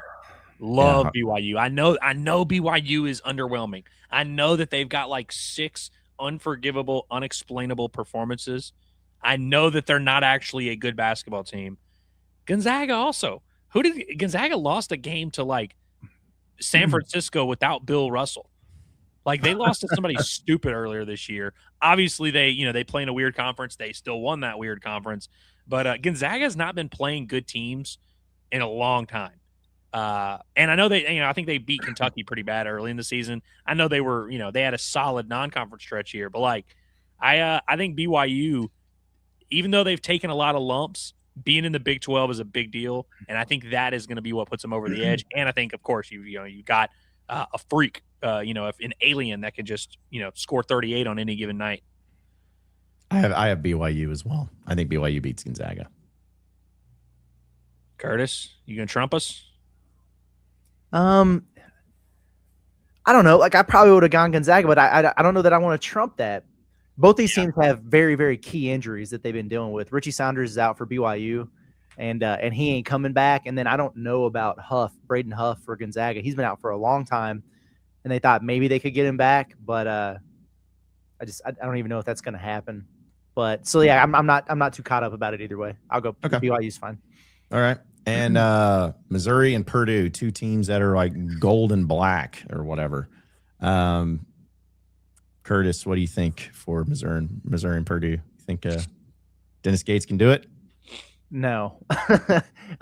It's basically a home game for them again. But then again, that's not a bad trip for Purdue fans. I bet they're going to travel well. You won't be able to tell either way because of the color scheme, like you just said. I'll stick with Purdue, even though I think they're stinky. Yeah, I don't really like Purdue much at all. I don't respect them. But I also had Miami beating Missouri, so I certainly am not going to have Missouri beating Purdue here. I think Purdue, I think there's a few teams now, and we see this happen every year, teams that get to the Sweet 16, and you're like, man, you didn't even have to play good basketball to get there. I think Purdue is going to be one of those. Yeah, I think actually Purdue wins, but I think it's a tougher game than what people think. I think it ends up being like some weird close game, but Purdue ends up winning and pulling away. So, all right, heading down to the Midwest. Michigan, Georgia. No, this is not football. This is basketball. Anybody taking Georgia and Mike White? Belt to ass. Yeah. Yeah, I think Michigan kills them too. Yeah. Okay, now an interesting one. Texas Tech and Hofstra. I'm going Texas Tech in this one, to be honest. Me too. Yeah. I trust Grant McCaslin to not get. Mm-hmm. He is a very good coach, isn't he? Yep. So Texas Tech. Okay, moving on to Tennessee, Virginia. Ooh.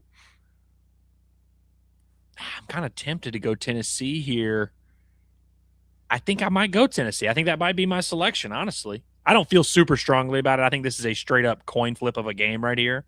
But I don't know. I think Tennessee, anytime I start to believe in them, they make me feel bad about it. Like they do something stupid. And I'm sure that's happening here. But I think a week to get Nate Ament back to close to 100%. I like Tennessee, even though I haven't been impressed with them all year. For some reason, now in the NCAA tournament, I kind of like them.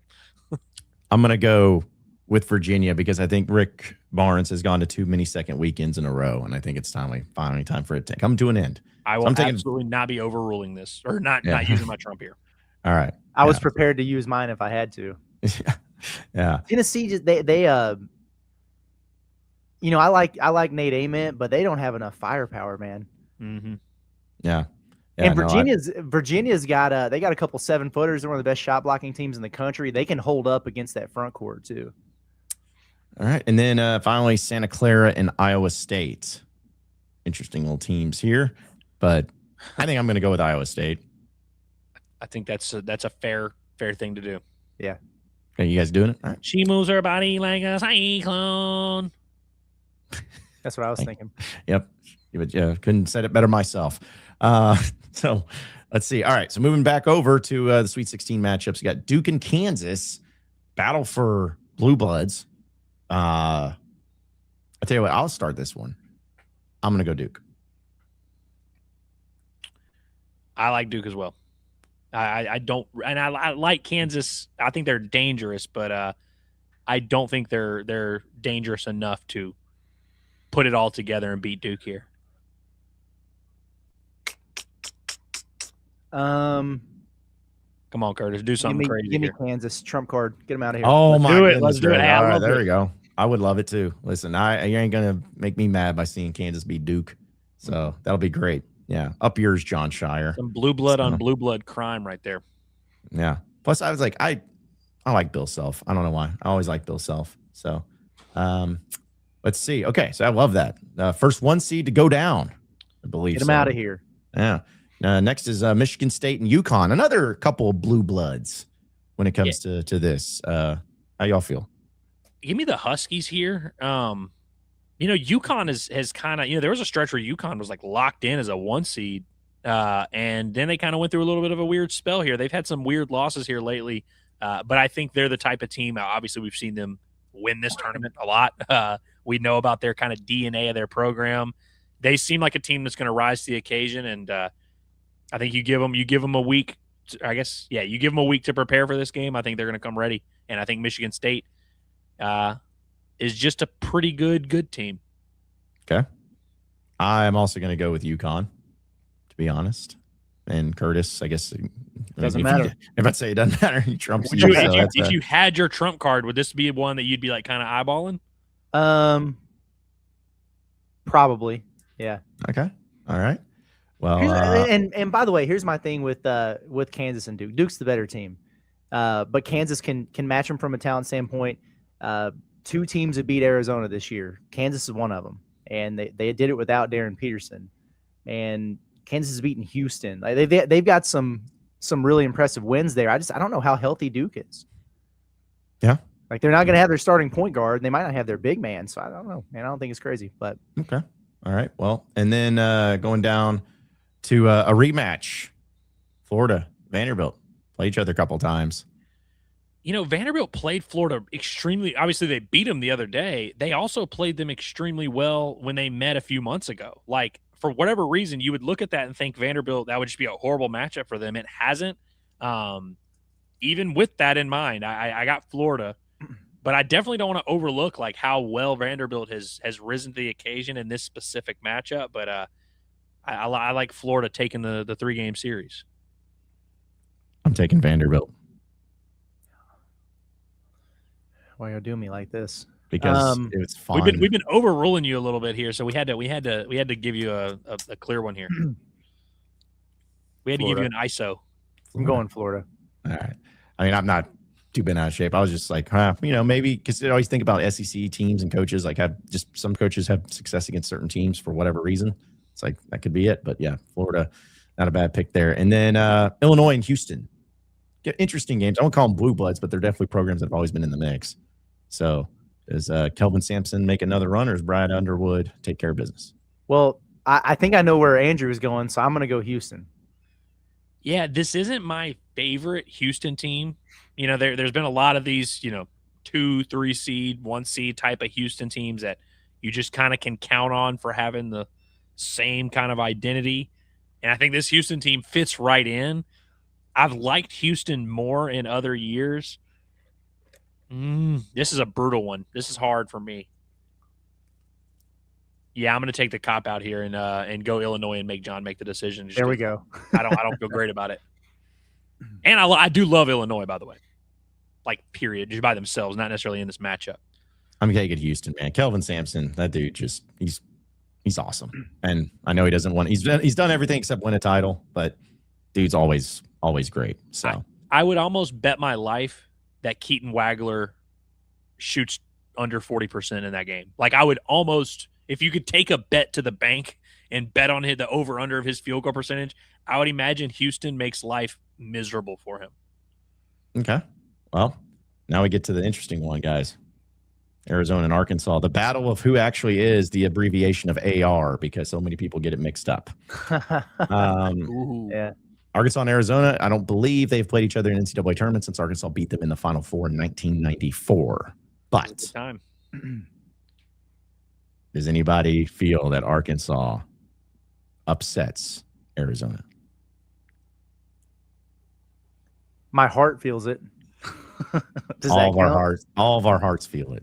I feel it and I believe it, but I will not pick it. Okay.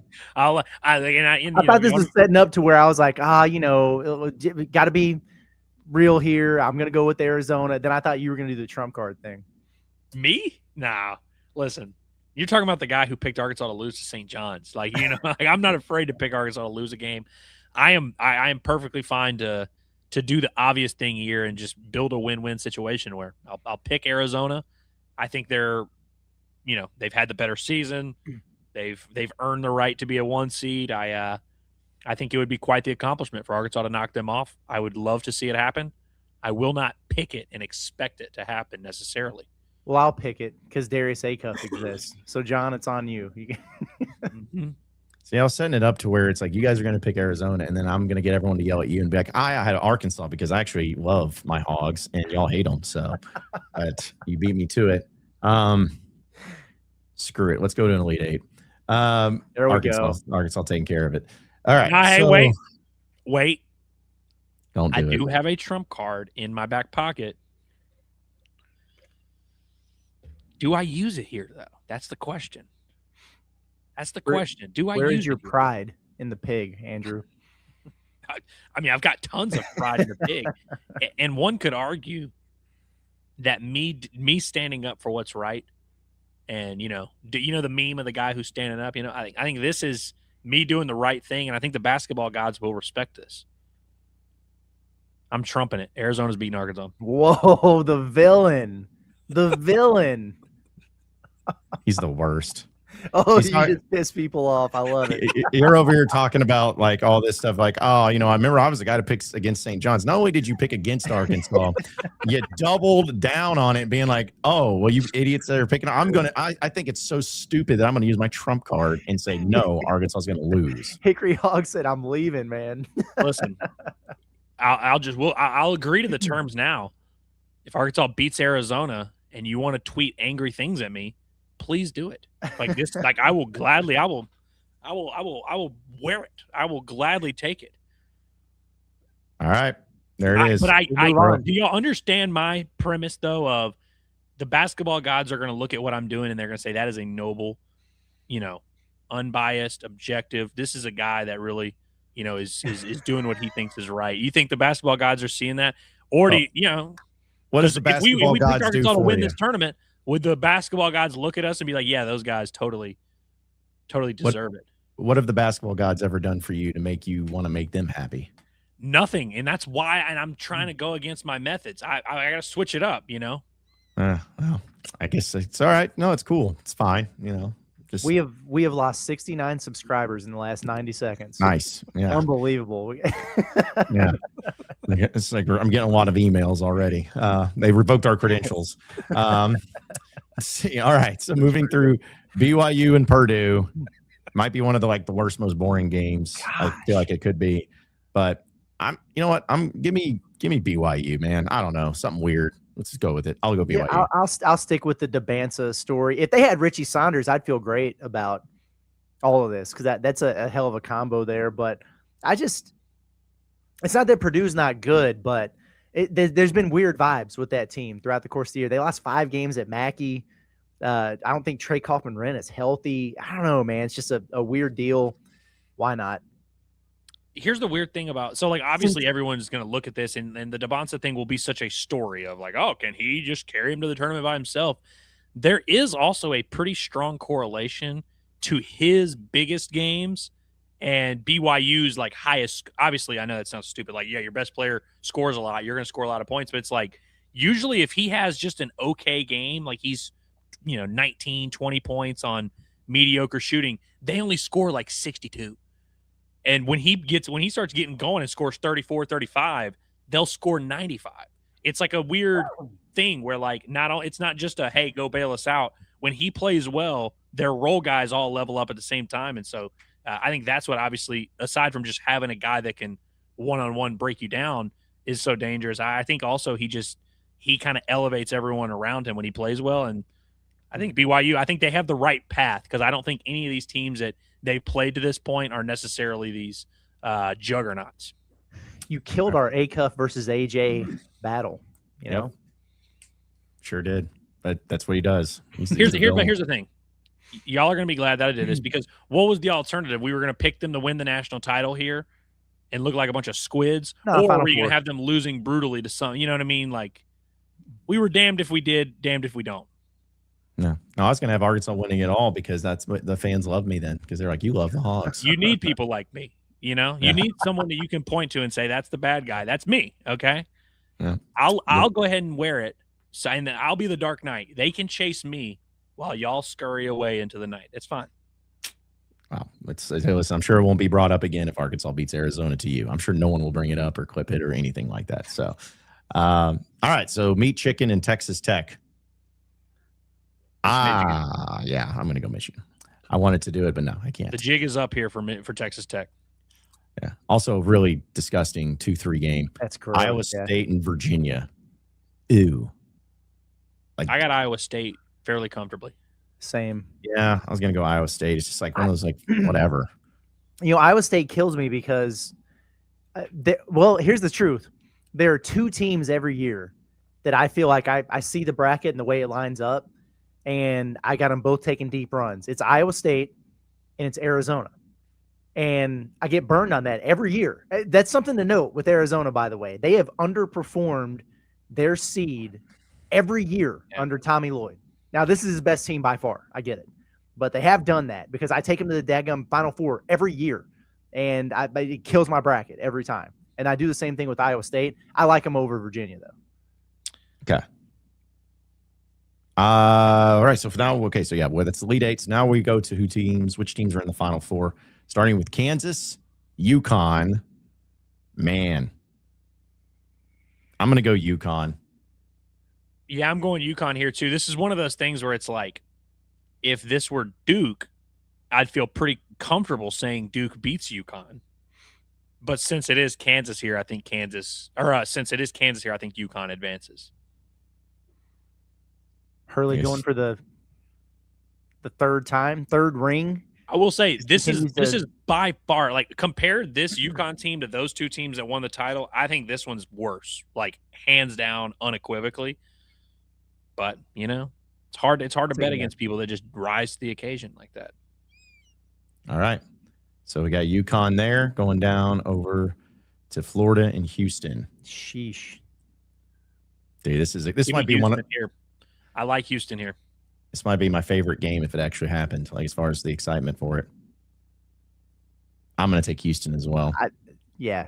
Okay. Todd Golden out of there, man. Y'all remember the Arkansas-Florida game, and a big part of that first half was that Florida's guards kept getting wide open pass to the lane and just kept getting like easy looks consistently.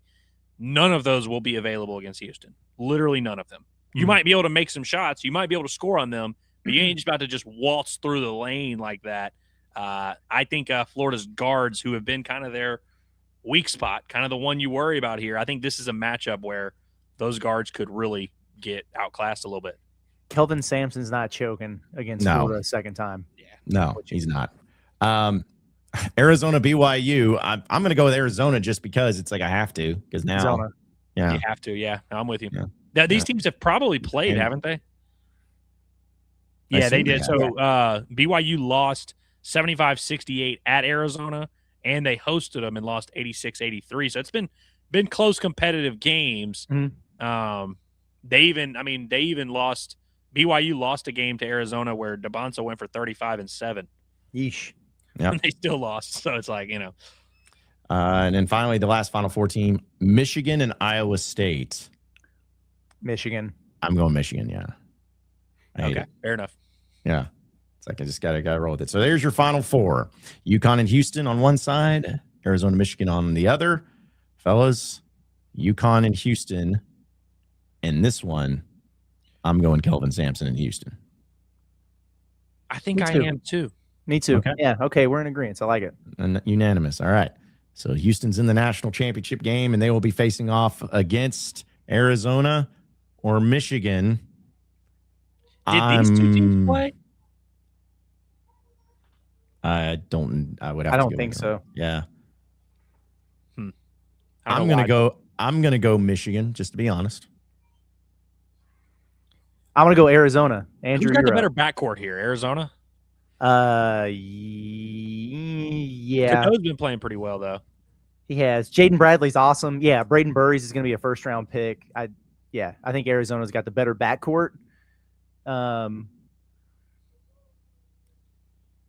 Unless you consider Yaxel a guard since he plays back there. Yeah. I just think Arizona is so well-rounded as a roster, as a team, just everything. Like, I just don't think that, in Michigan's pretty well-rounded themselves. But I don't know. Michigan's been in a lot of 64, 61 games here lately that make me a little nervous. And I think Michigan may be the peak too early team this year.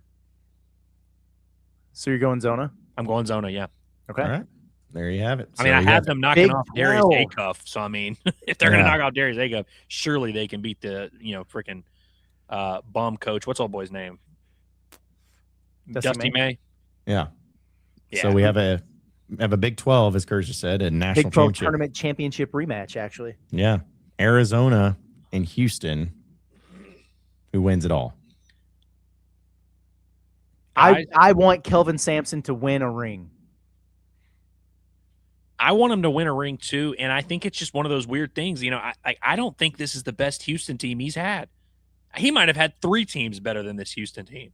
Mm-hmm. But sometimes you just get into the dance so many times. I mean, Houston, what have they finished in the Elite Eight or better like 5 times here lately? Like, they've been right there, and they just keep getting in the mix, I think this might be the year, man. I just think the cards – I didn't even go into this exercise wanting to pick Houston or thinking I would, but just kind of looking at the way the matchups shake out and how it could look, I think I like Houston here, and I think like that narrative of like, oh, can they finally get it done is going to be such a big thing going into the Final Four of like, oh, man, Houston's been here so much. I think it's just going to add a little extra edge to a team that already plays with a crazy amount of chip on their shoulder.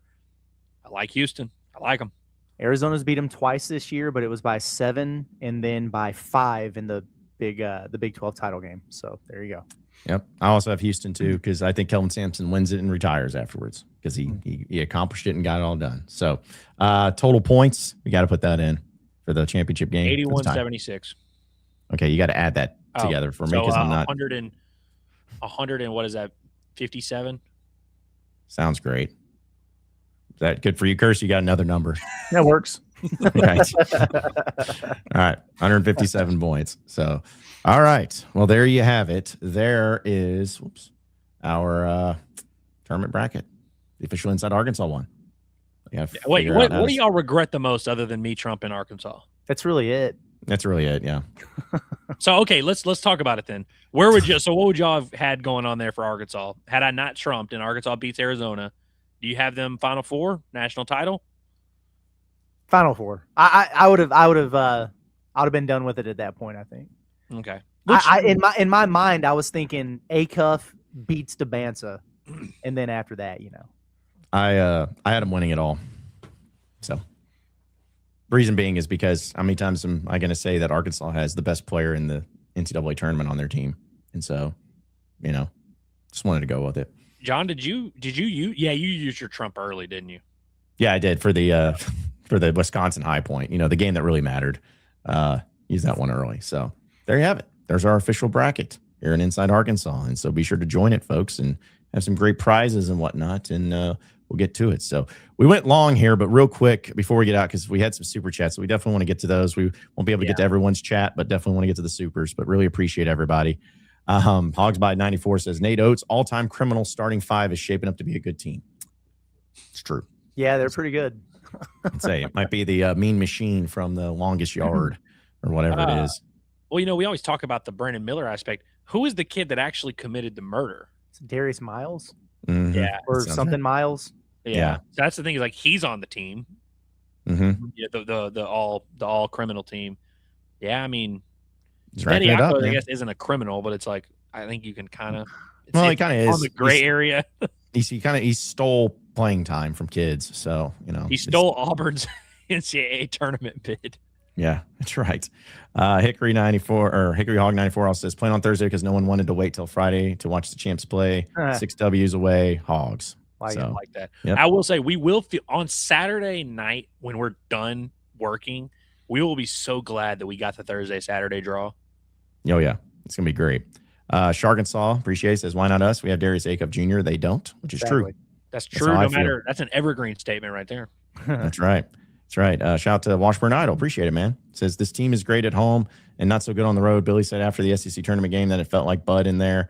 Having to play on our bracket on road environments is my only concern. Regardless, we're playing in the Final Four. So they're not playing in a road environment. Yeah, it's you know what I mean? Like it's like a true neutral floor, but it's not like they're Miami going and playing Missouri and St. Louis.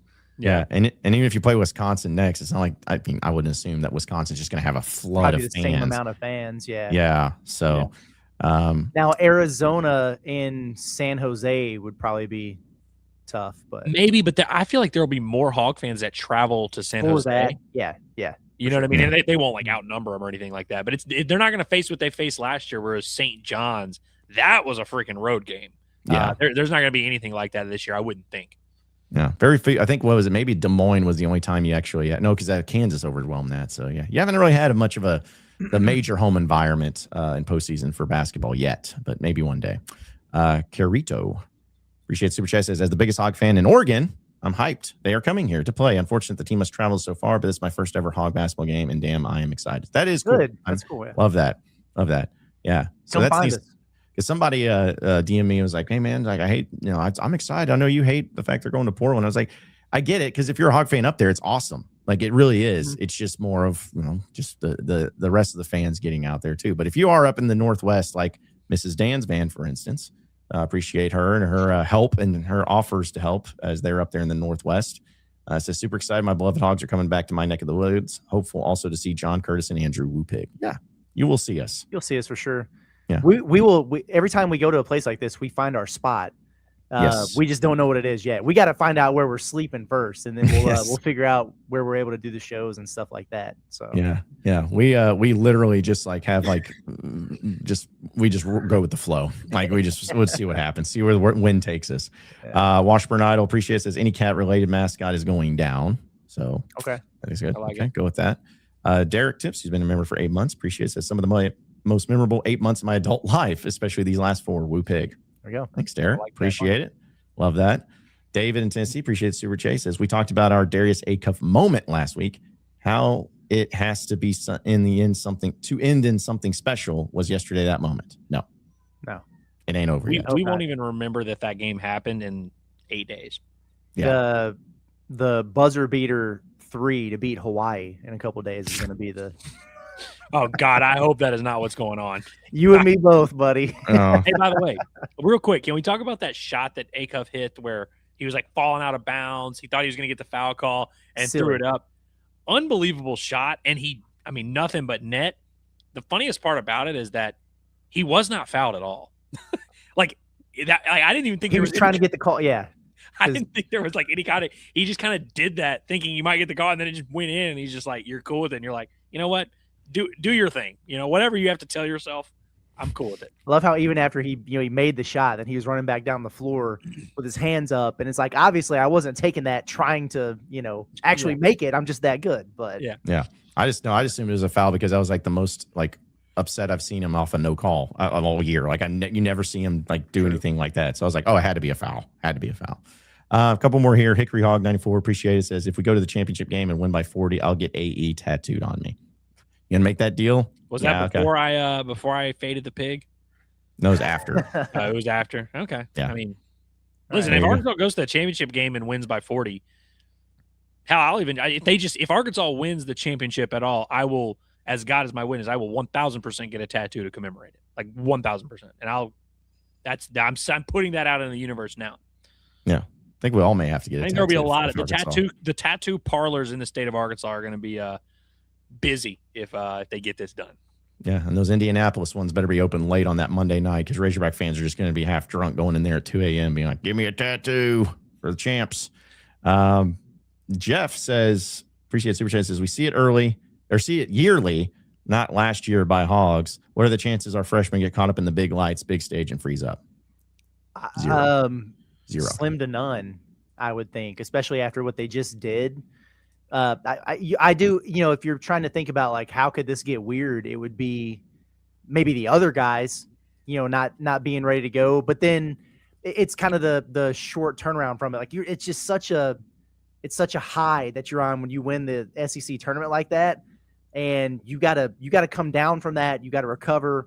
You got to turn the page, get refocused, and trap. Like there's a lot that goes on there. So it would literally be what we've kind of seen Arkansas do in the past, which is just not be locked in at the start of the game. Hopefully they by doing what they just did, they're past that stuff, but it would really be a mental focus thing. And then you get tight cheeks, like if Hawaii comes out cause you're not ready to play and all of a sudden you're down double digits or whatever. And things start to feel a little bit weird in there, the pressure, you get lemon booty. That's what it would be. I think also it's, in situations like this, when you're playing great competition, good defenses, whatever, sometimes you can not have success, and it's not because you choked. It's not because you were scared of the moment. It's not because the lights were too bright. It's like, I just didn't get the shot to fall. People always say that with like hitting with runners in scoring position. Oh, we just start choking. Or when there's a runner on second, does the pitcher maybe tighten up and maybe pitch around you a little bit? Maybe he locks in. It's like things happen. And so I think if Acuff has a game where he's not flawless, everyone will be doing that. See, the lights got too bright, or a team plays good defense on you. That can happen. Well, there you go. There you go. Well, fellas, we went long today, but hey, there's a lot going on. It's March Madness, baby. We're excited. But any final thoughts before we roll out of here for the day? Just to reiterate what you said a little bit earlier, John, about just be patient, be flexible with us, especially tomorrow. Yeah. It's a long travel day. We gotta drive. We got flights, connections, everything like that.